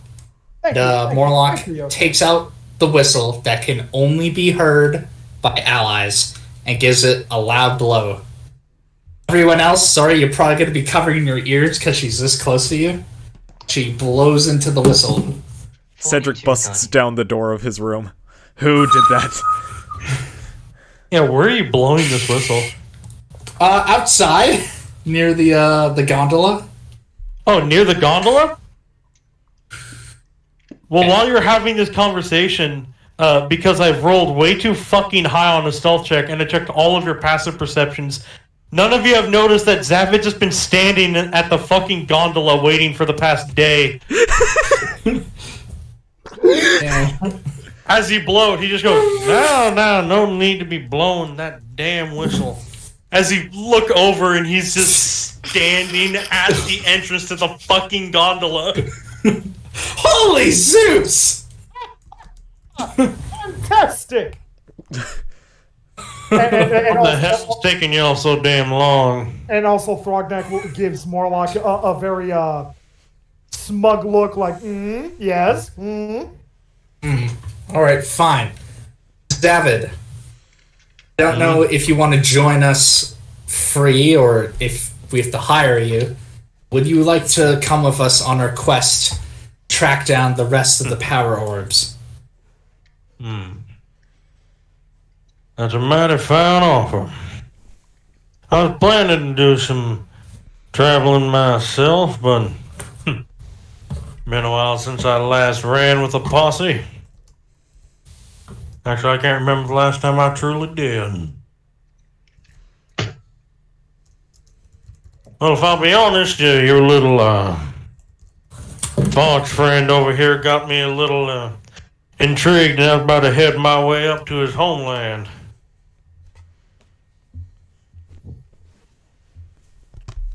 At least that's where I was planning to head to next.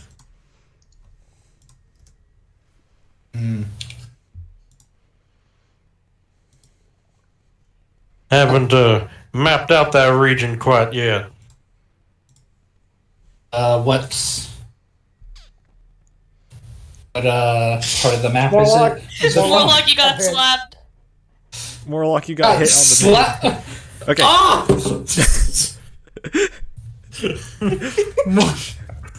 For context, Davari smacked Morlock on the back of the head, saying, "You fate's forsaken harlot!" Oh my god, that's amazing! What? Why? Because you blew the whistle really loud. That's right.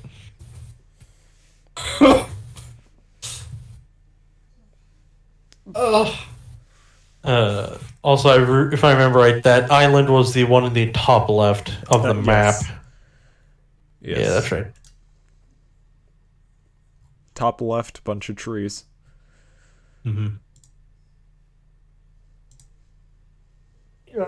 After crying uncontrollably, rolling on the floor with laughter, he gets up, wiping the excessive tears from his face. I will at least need to stop by Juniper's place, for Snart is still there with her. Ah, Well. yes. Guess you gotta gather your party before venturing forth, I guess. Besides, it would be rude not to at least bid her adieu. Oh, I did that last night, so you can do it for yourselves. I have no doubt. Now, I will be going.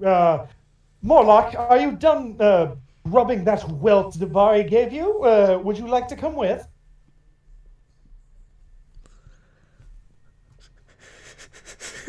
Morlock! Yeah, just a moment. I have legit been standing waiting at the godforsaken gondola this entire time. The whole time. So this is going to be a running gag now, making Zabid wait too damn long. I was just like, boy, I'm about to say that I just fucking skipped town and I'm chartering a ship right now.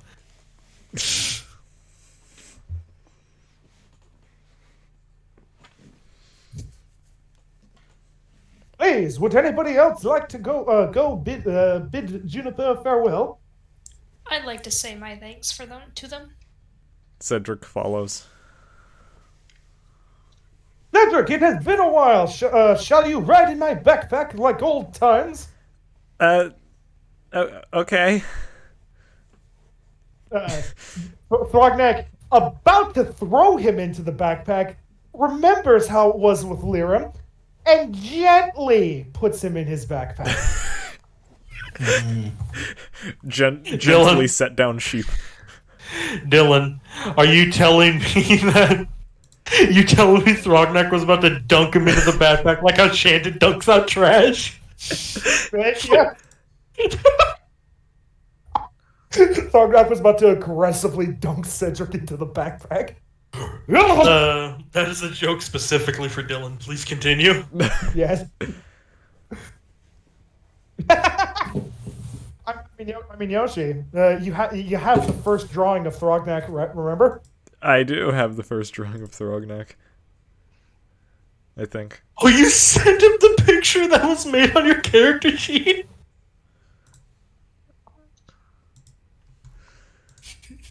Did you send him that, Dylan? Not that, but that's a good one. Okay. But where is it? Where is it? I'm scrolling up. Oh, there's the Hero Forge ones. All the emojis being made. Come on. This was like, this was literally like over 3 months ago.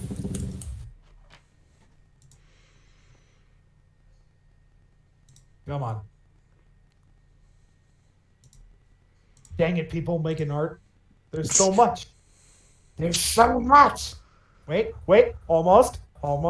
Ha ha ha! I have found it. Ha ha ha. Come on. 17.26 megabytes, really? Faster! Please continue, Yoshi. Okay. Damn it. So as you guys are as you guys walk back over to Juniper's place, Juniper is currently out in front of her tree, having a very in-depth discussion with Snart, who is just responding with grunt sounds for you guys. But Thrognak hears their rather in-depth conversation. Yeah. And that's why the economy is in shambles. Oh, hi!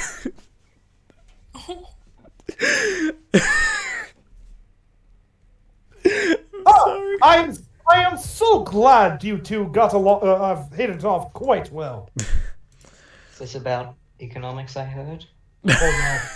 Oh no. Don't worry about it. Anyways. Your brother was... No, we are not talking about economics.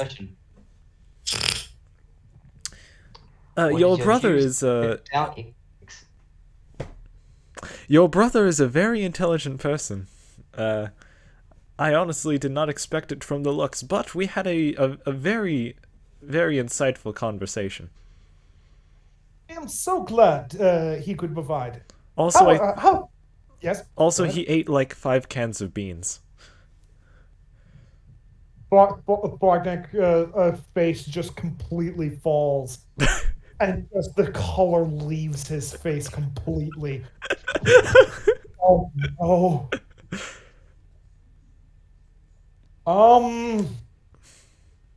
He looks at Snart, and Snart has a very, very evil look on his face.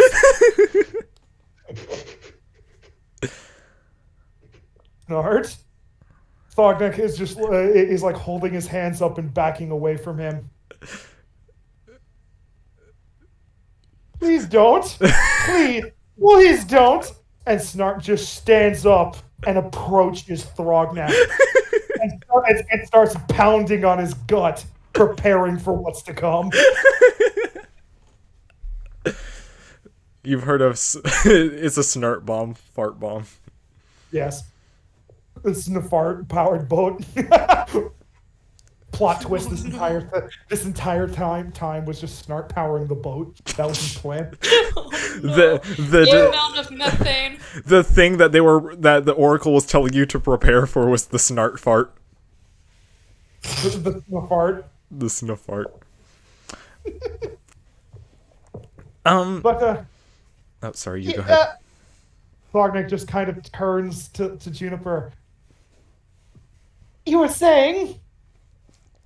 Well, I figured since you're probably going to be heading towards the mainland next, I was wondering if I could perhaps accompany you all, at least until we get there.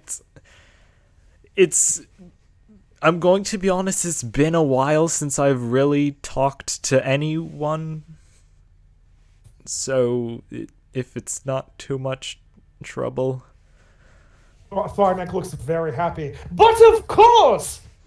Come! Okay, let me just pack my tree real quick. You heard me. Your entire tree? Yes. The one we just all slept in? Yes. Cool, continue. Alright. Magic, am I right? You see Juniper walk over to the willow tree, and she places her the wooden arm on it again. She goes, "Sorry, Willow. You'll be back in a bit." And you see as the entire tree, from root to leaf, is pretty much engulfed in this really bright green light. And you see that it's almost like the tree is growing in reverse. You see the leaves shrink back into the branches, and the branches shrink back into the trunk, as the entire thing basically it's like time pretty much reverses for this tree in the span of a few seconds. And you see, after the entire thing dissipates, you see what is left is a single little green bag. And they just go over and pick it up and go, "Okay, I'm ready, let's go." That was incredible! It's just something I picked up. It's very useful. For a very basic mountain man as myself, that is one of the most incredible things I've ever seen. Oh. Well, thank you. Well, I guess you lead the way? Yes, please, come. Alright, Juniper follows for the time being.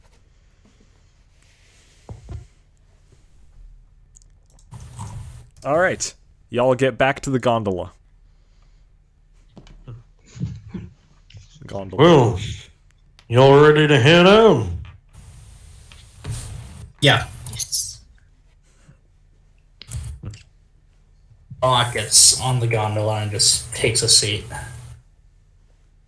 Alrighty. All right. All of you Boarded. All of you clamber back onto the gondola, and you make your way out. As you guys ascend back up into the overworld, out the window you see the large area that used to be filled with the necrotic creatures. And you see below, as a little bit of the grass seems to be coming back. And you guys make it back up to the top.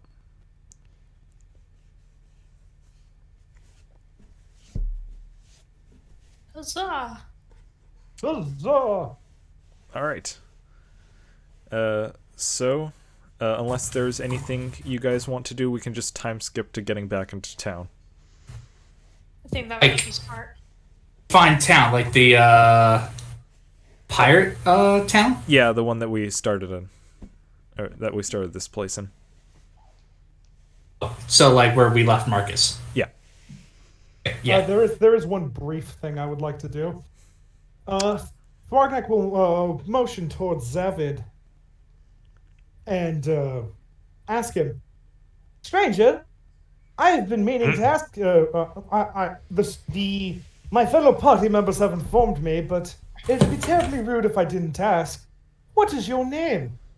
Or more accurately, what do you prefer to be called?" Whatever the hell my employers or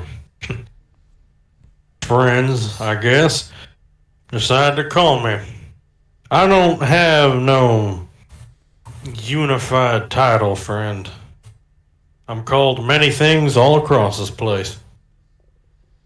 Okay, many things all across this place. I'm Dad. Haha, very funny. Haven't heard that before. Cannon. Hey, I'll just dad joke. I figured as much. You give off that air about you. I got a lot of stories, a lot of names tied to them.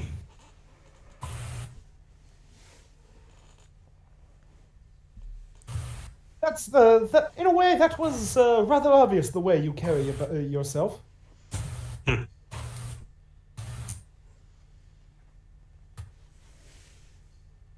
Oh.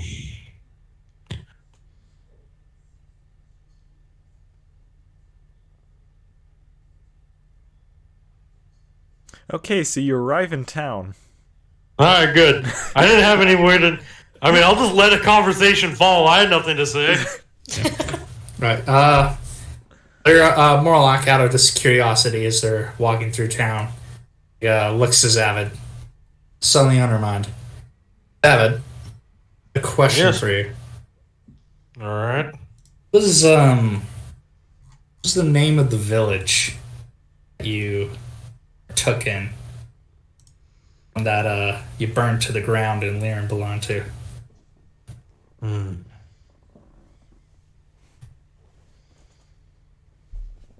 Thwargnak looks shocked at that. Looks very surprised by that, and then just goes, "Oh."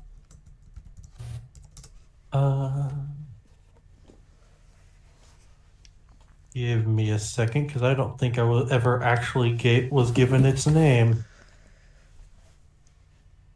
Yeah, it was not given a name yet. I will quickly ask Chelsea. Alright. Yeah, because from what I'm seeing here, it doesn't have a name. Alright.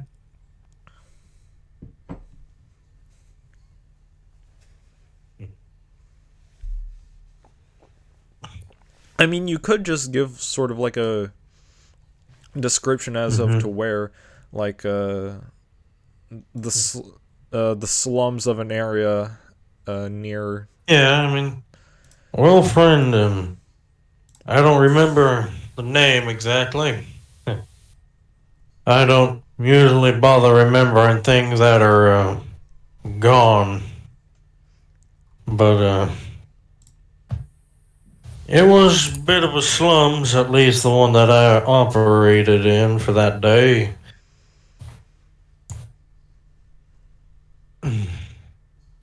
Sorry, friend, don't know its name. You said slums? Yeah, it was a bit of a slum. Yep. Wasn't a great place to be. A port town? Just a second, I am actually going to scroll back up through it.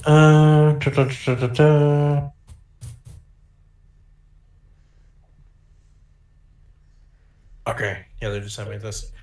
If I remember right, it was a bit of a port town. Oh, Morlock. Looks like she has an epiphany. Oh.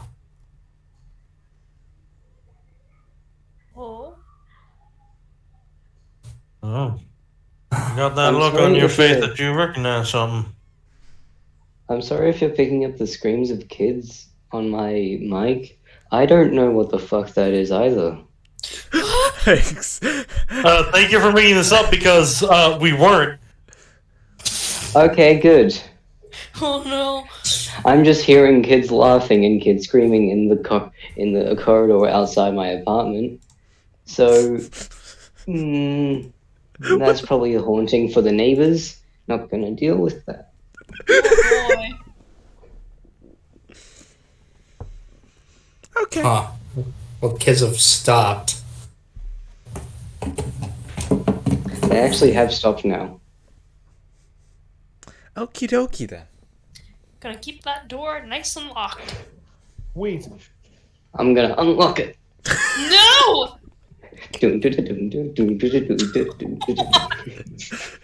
They would. Hey, ghosts, it's your boy. Hey there, demons. Spirits. It's me, your boy. Spirits, please don't eat my ass. Hey, spirits, it's your boy. Love that meme. Hey, demons, it's your boy. Yeah. So, Morlock just absorbs that information. And, it looks like she... Oh, hold on. I won't roll anything. It looks like she got a confirmation on something. Well, you got that look that you've mashed a couple of pieces, my friend. Glad that you got something out of my ears. Yeah.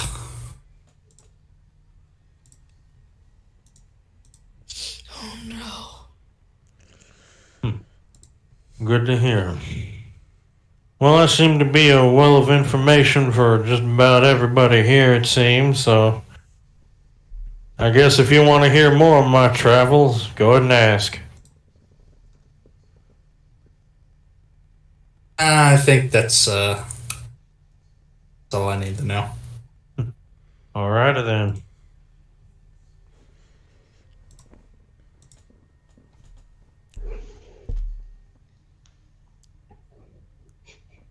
But before we like go rent a boat or something, Cedric's probably gonna go. We should probably check out what was his name? Durock and Marcus. Since we're, heading into town. I think that's a good idea. Good idea. If my brother's still here. Yeah, we can at least check in on them. Tell Aaron we're going off the edge. All right. As you so yeah, do you guys want to go over to the there?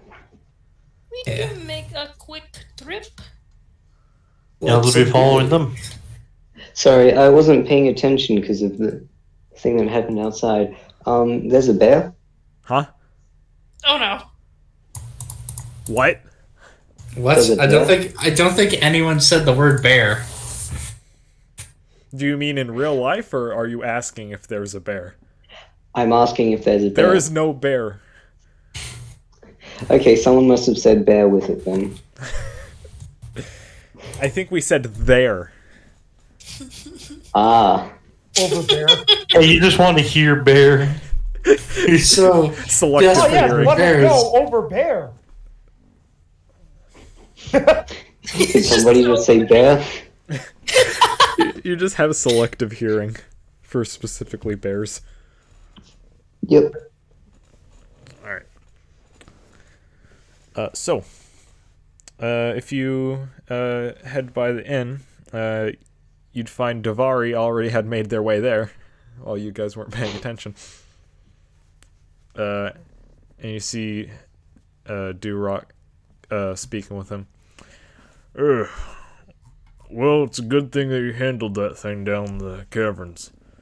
Oh, the rest of you are here too.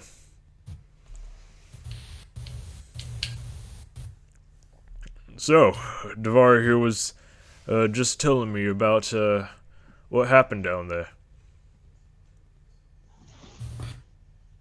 Lots of undead. Lots and lots of undead. I heard. I'm assuming you're coming here to talk about what was it? Morlock. And he looks over at you. I'm assuming you're here to check in on your brother, see if he's still here. See? For the moment, he's up in a room upstairs. I have a ship coming in soon to take him someplace better. Laram says that the kid can use a father figure. There's Whoa. Who you taking him to? There's a what the hell? Laram trusts you all. There's a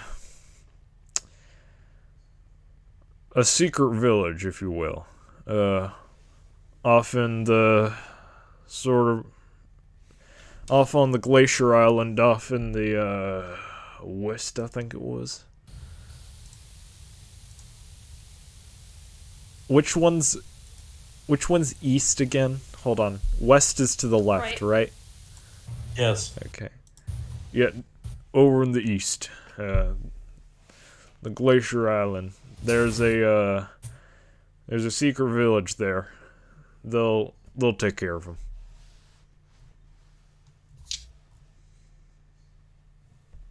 Rock taps her finger on the table and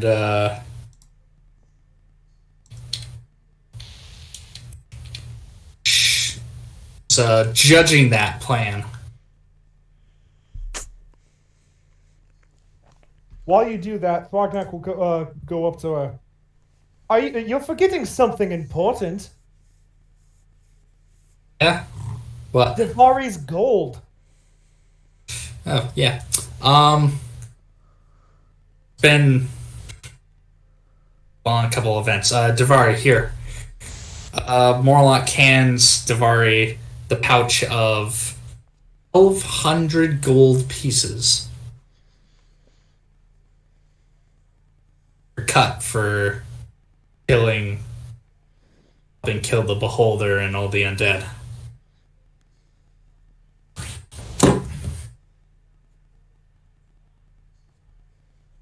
Yeah.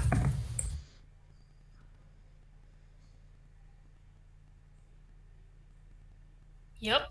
Each. Yes, I nearly had a heart attack when I saw it. That's the most gold I've ever seen at once. Not the most I've seen, but it's the most I've held in my hand. I can't help but think of that Breaking Bad scene. It's like 560,000.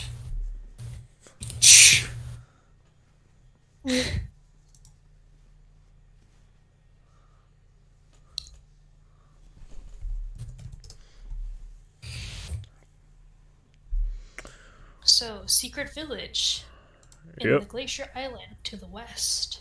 East. East. Oops. Don't worry. We would have went the wrong direction. Pulling out the map to look. Where's David? There's Oh, I'm just standing here. Oh, I'll pull out my own map and place it on the table. If you go to D&D info, well, and he'll point to the island in the top left. That is where the little bit of info I do have tells me that they're from. And then I'll go ahead and move my finger over to the kind of southwestern island that's kind of in the middle. Southeast. And it's like, I believe you're talking about this island. Yeah, the one with all the snow on it. Yeah. Yeah, that's the one. Yeah, the snowy island is where Marcus is going to go. So the top left of like the triangle and the diamond. Yeah, that's the Monkey's place. Yeah. Okay. And we're currently on the one in the very bottom left. And did someone mention the middle island on the right for a moment there, or was that just my imagination? I don't think no one. Oh, you mean that? You mean that like desert island all the way to the right? The one that's just left of it with the black diamond. Nah, no one's brought that up. Okay. Morlock looks at the snowy island. Is just kind of shakes her head when you point out where Moki's family is. Right. And she takes a marker and draws. Well, okay, not a marker because you don't want to ruin a good map. She takes her finger and points from the island with the diamond all the way to where Moki's island is. That is at least how far my father is willing to go. Because that is my home island. I'm sure you know, having worked with my family. Here on the right. And that snowy island isn't too far, all things considered.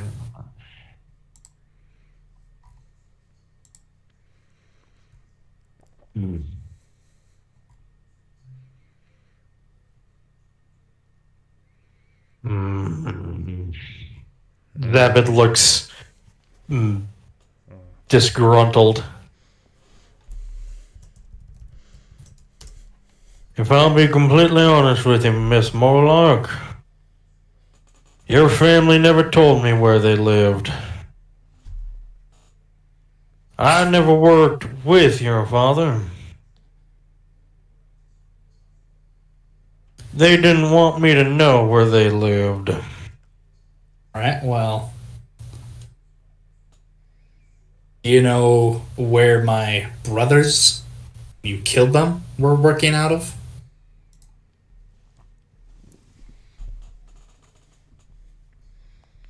Let's see. Which island would make the most sense for that exchange to have happened on Yoshi? The middle one, I assume? Right. So which... what exactly happened when you did the murder of the twins again? I figured out that they were using me to transport slaves, so I wasn't chill with that, obviously. So I seeked my revenge against them. I'm just asking, where is the place I spilled their blood? Yeah, probably somewhere on the mainland. Okay. Sorry, madam.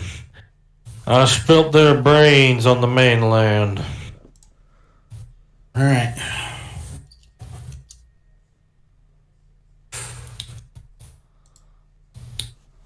I'm gonna go have a talk with Marcus.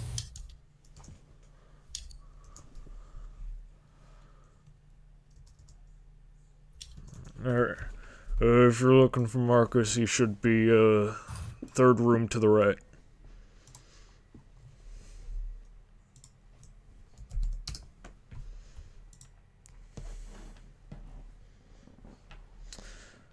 Also, if you want to know where exactly on the mainland, it would probably be around the black dot bit. Okay, I was thinking. Yeah, that makes sense. A good central location. Yeah. Alright, cool. Thank you. No problem. No problemo. Say if you want to go upstairs and go see your brother. Marcus, Morlock walks upstairs and knocks on the door that she was told. Hello? I'm gonna be honest, I forgot what accent I gave Marcus. Damn it. Hold on. Sophisticated? Hold on, I'm just gonna look up the... Sonic Hedgehog. Hold on, I'm just gonna pull up the Battle with Marcus Yoshi. video real quick. Yeah? Yoshi, it was Cockney. Wait, Cockney. what the f are you talking about? My brain was going to Cockney, but I didn't think anyone else would go there. You, Rain. Cockney. Yeah, I think that was the... Yeah, whatever. It was similar. Like British, but on high seas. And Cockney's the closest to that. Coming. He opens the door. Ah, you're back. How Indeed. Well, I almost got killed by a beholder. The one thing I told you not to do. The one thing I told you not to do. Get killed by a beholder.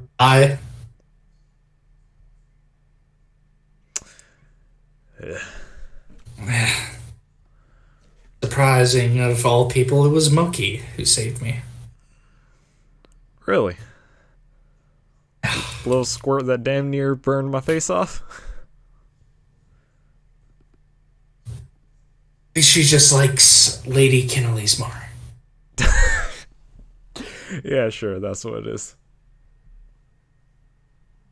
Monica grins and then shakes her head. Just about an island getaway you're going to. Yep. Should be leaving in about days' time. Exactly are you going to be doing there? I don't know, probably try and find honest work, I guess. Probably try and wind down a little bit from everything.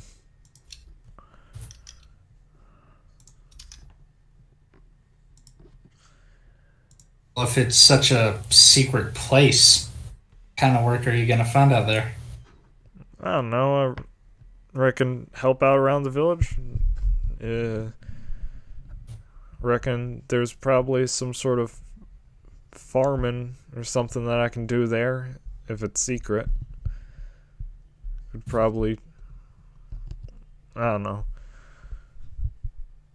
Arlok folds her arms a little dismissively and just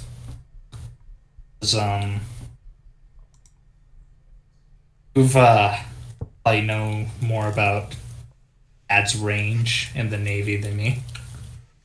Do you travel south often?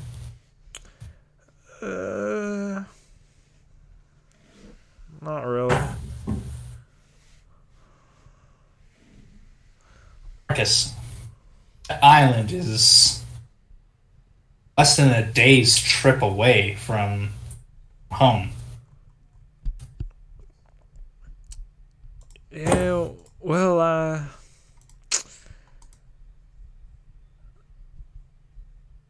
they talked about how it hasn't been found in a really long time, so I figured I could. I don't know. It's at least a start.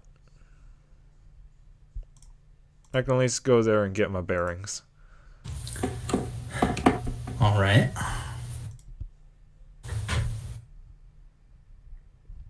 Okay.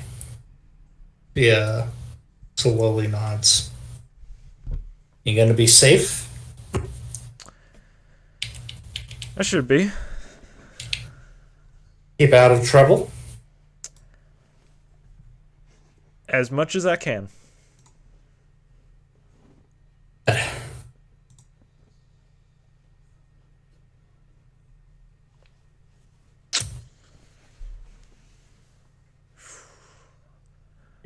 Haven't seen anyone trying to track you down lately or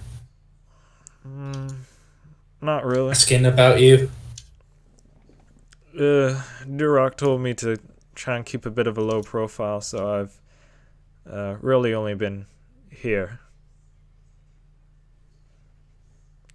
Right. Hasn't been anyone asking about me though. So Good. Yeah, is Moki and Clemtime are getting better with their magic. Where did you get that staff? So, hold on. Did I already tell you about Sapphire Industries? I can't remember. All right, I'll just go over it again. But Well,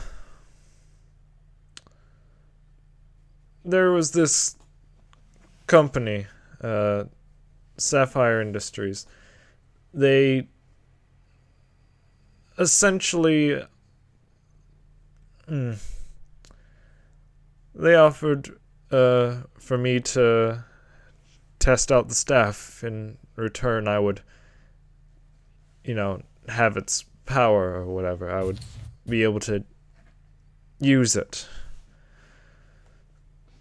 So, I did. I tested it for them. Okay. What is Sapphire Industries? Never heard of it before. Well, they've been working pretty close knit with hold on. What would Marcus call Duke Rain? Like just dad, father? Probably just dad, yeah, or father. Well, they were a company that were working a bit tightly knit with dad. They sort of offered a well, they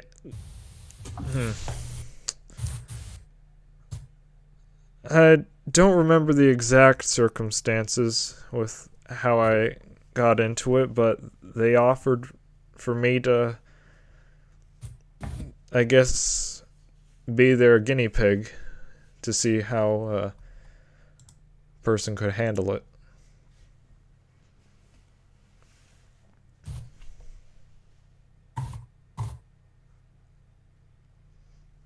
All right. I don't know exactly where the company is. They mostly sent things through messengers and other stuff. Nothing direct. Great. Some kind of shadow company. Okay, Marcus. That's really all Careful. I know. You go out there, all right? I'll be all right. You guys, your brother, hug. Marcus returns the hug. Lay downstairs. Okay. I'll be down in a minute. And Marcus walks back into his room, and you hear I guess sort of like a few papers being moved around.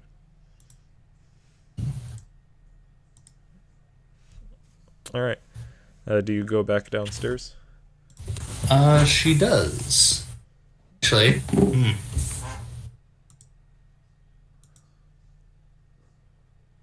She's gonna wait and hide out until Marcus leaves his room.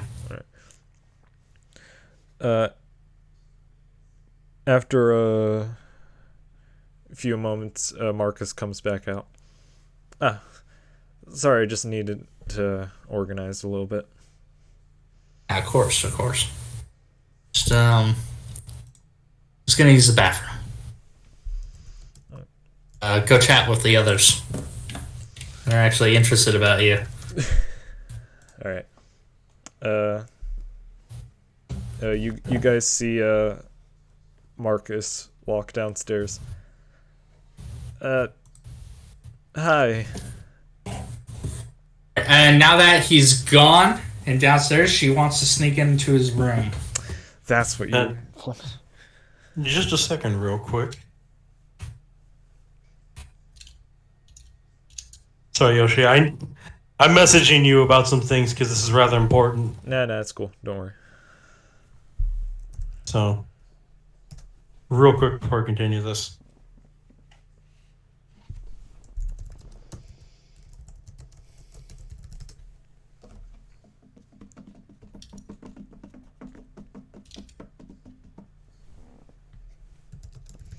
All right, yeah, you would have done the thing that you messaged me.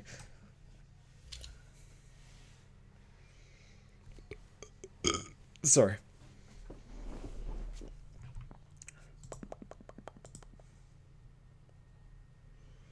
There you go. Okay.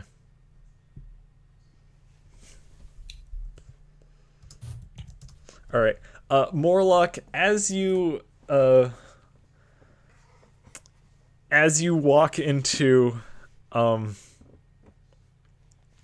Marcus's room, you find Zavid already there, standing. He's currently digging through his desk and papers. The hell are you doing? David. Second.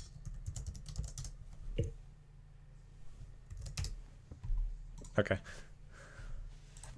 He looks back at you and snaps, and he's like about to grab his pistol, and he goes, "Oh, I see it's only you. I heard you having your conversation." What are you doing going through my brother's notes? Well, he brought up some fun things in your little chit-chat. And I'll continue digging and shifting through whatever the fuck he does have in here. They're just like stray papers, like. But what's on the papers? Like Morlock takes a peek, like reorganizing his stuff. Okay. You're acting like a goddamn tornado through here. Some subtlety. I'd just like to say, for context, he was actually organizing his stuff. He just wanted to put a few papers away. On the papers is literally like, okay, it seems that he's been writing a bit about I guess sort of the stuff stuff for the future, I guess, like what he could do, like plans Okay. that like wouldn't involve having to go back to what was father related things. So nothing about the past or anything that could be useful there. I mean, there's some stuff about like a few of his thoughts that he wrote about how he hopes his old crew is all right and stuff, but like, nothing of like no ties to his father or. Well, he wrote all that he knew about Sapphire Industries, but it was the same stuff that you would have heard from the conversation. Shit that I already know. Yeah. Alright. Damn it. Another dead end. What exactly are you looking for? Well, if I'll be honest, Morlock, I'm looking to find a path that leads to a bullet to your father's heart, along with a few other things. Your brother seemed to have been a puppet in a larger play. And I'll start putting the papers back and reorganizing stuff. Morlock starts writing a letter as she's talking to you pretty quick. Well, my father had to use tools of assault. Some of us rather be an extended arm of his. The twins he killed. Before you have any cockney ideas, I already hashed things out with Marcus. He's a good kid who was just steered in a bad direction. Which his course has been corrected. Don't worry, I wasn't planning to kill your brother. At least not this one. Roads we will cross when we need to. If you want a bullet to my father's heart, I can just take you home. We can assassinate him together.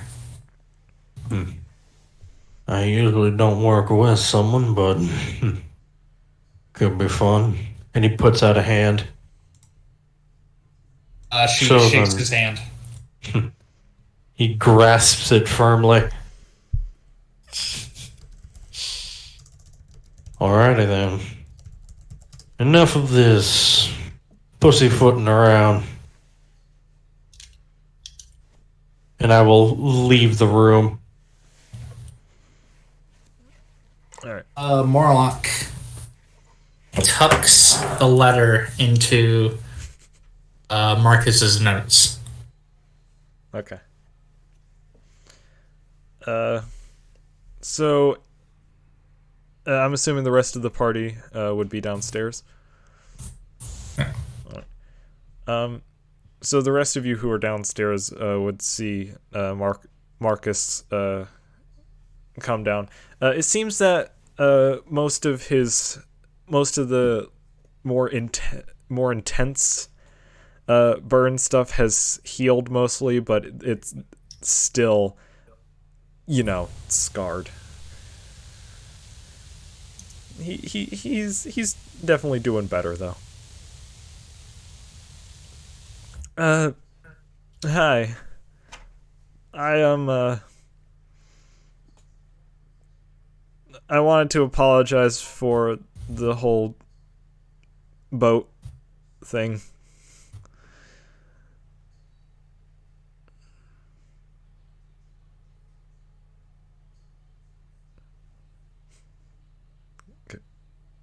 Guys, this is where you come in.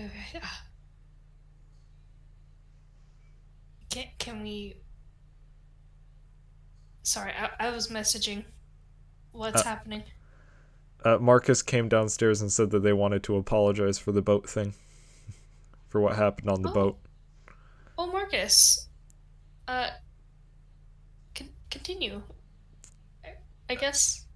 I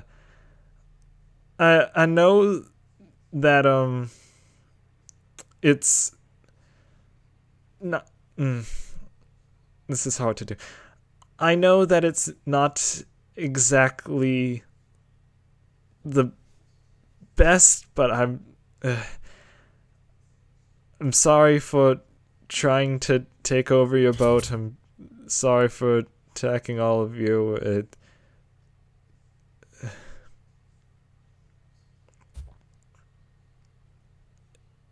And and he turns to look at Moki.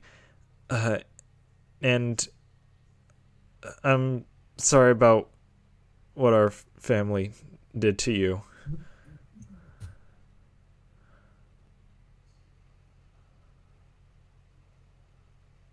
What to say, Moki? Actually, I think Moki's eating dinner at the moment. No, I'm here. Oh, okay, good. Mikey just doesn't say anything. He just looks at the ground.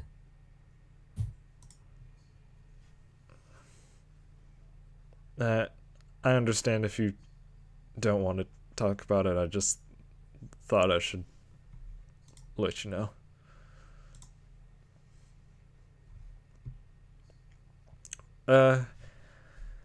I heard that all of you are probably leaving today, so just wanted to wish you all safe travels. Thank you, Marcus. Same deal. They both start with it. It's okay, happens all the time. Your words mean a lot, especially considering the things that we have gone through. This, I would consider win, and I know I definitely accept your apology, and I can't speak for the others, but I'm sure they would as well. Wholeheartedly. Okay. So, yeah. Good luck to all of you, and stay safe. I know we didn't start off on the best foot, but you're all friends of my sister, and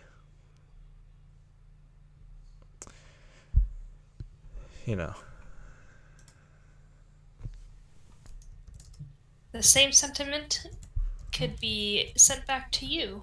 I hope that you will also stay safe and that you're able to heal up maybe a little more. Thank you. Besides, any sibling of Morlock that isn't entirely crazy is a friend of mine.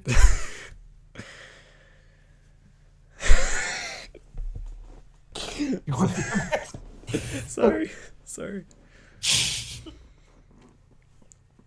Yeah.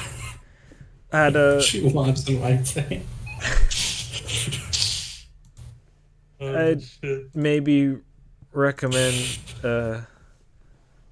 sticking away from a few of the younger ones.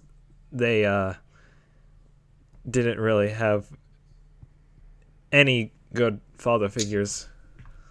So I mean, they're kids. I'm sure you're not gonna like do anything to them, but like they're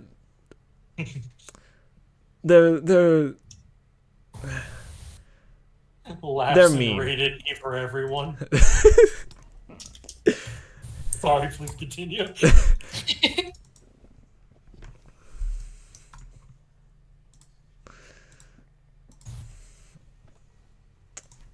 But yeah, I wish you all luck. And Marcus is gonna go back upstairs. As he goes up the stairs, Thornneck will yell at him. Thank you, Marcus. I did hear your words. Marlock comes down, pats her brother on the back. Last drink? After what happened, I think I'm okay. Just one. We're not. It's the middle of the day. Don't be crazy.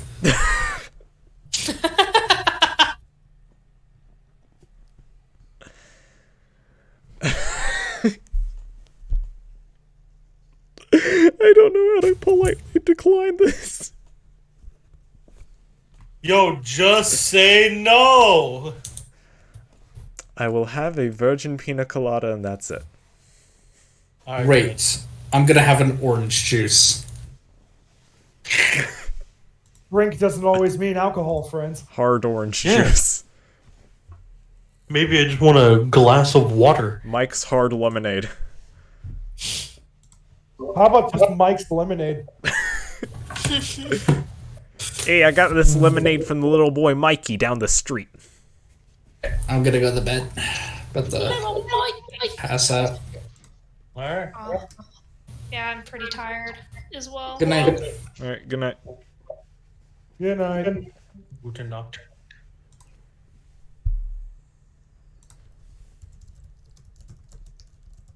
Oh, Alright. 42. Yep. Rip. There goes 42 again. I mean, honestly, this might be a solid place to stop for the night. yeah. We're missing so many people. Actually, I have one last thing, but it Alright. requires us to be out at sea. Damn. Oh, I mean, I suppose that maybe we could, like, skip to... I mean, yeah, if we've got no more business. yeah. I think we're pretty golden to skip. Alright. Yeah. Main question is, where the hell are we going? On an adventure. You know, I think we'll just leave it for next week. Yeah, probably should be a good idea since we're missing so much of the party. Yeah. Alright. Suppose that'll be it for tonight. Thanks for DM. Alright. Yeah. Tomorrow... No, not absolute tomorrow. trash. Garbage. No. Terrible work. Insufferable. Worst God-awful. game ever done in the history of the entire game.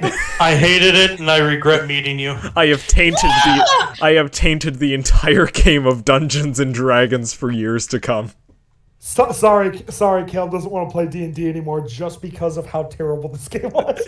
Okay, hold on now. Caleb's completely done. Wait a minute. Caleb's completely done. Caleb is so done with D&D. Hold on now. I'm not taking back so many years of my life. Wait a minute. Nah, man. So No. Caleb has realized the error of his ways. You have opened this can of worms, now lie in it. It was nice meeting you. Well, shit. And now, I guess it was nice. Damn, fuck. and now, not only has he learned the error of his ways, he's going to approach his true passion: being a Fortnite streamer. Alright, that's where I'm ending the recording right there.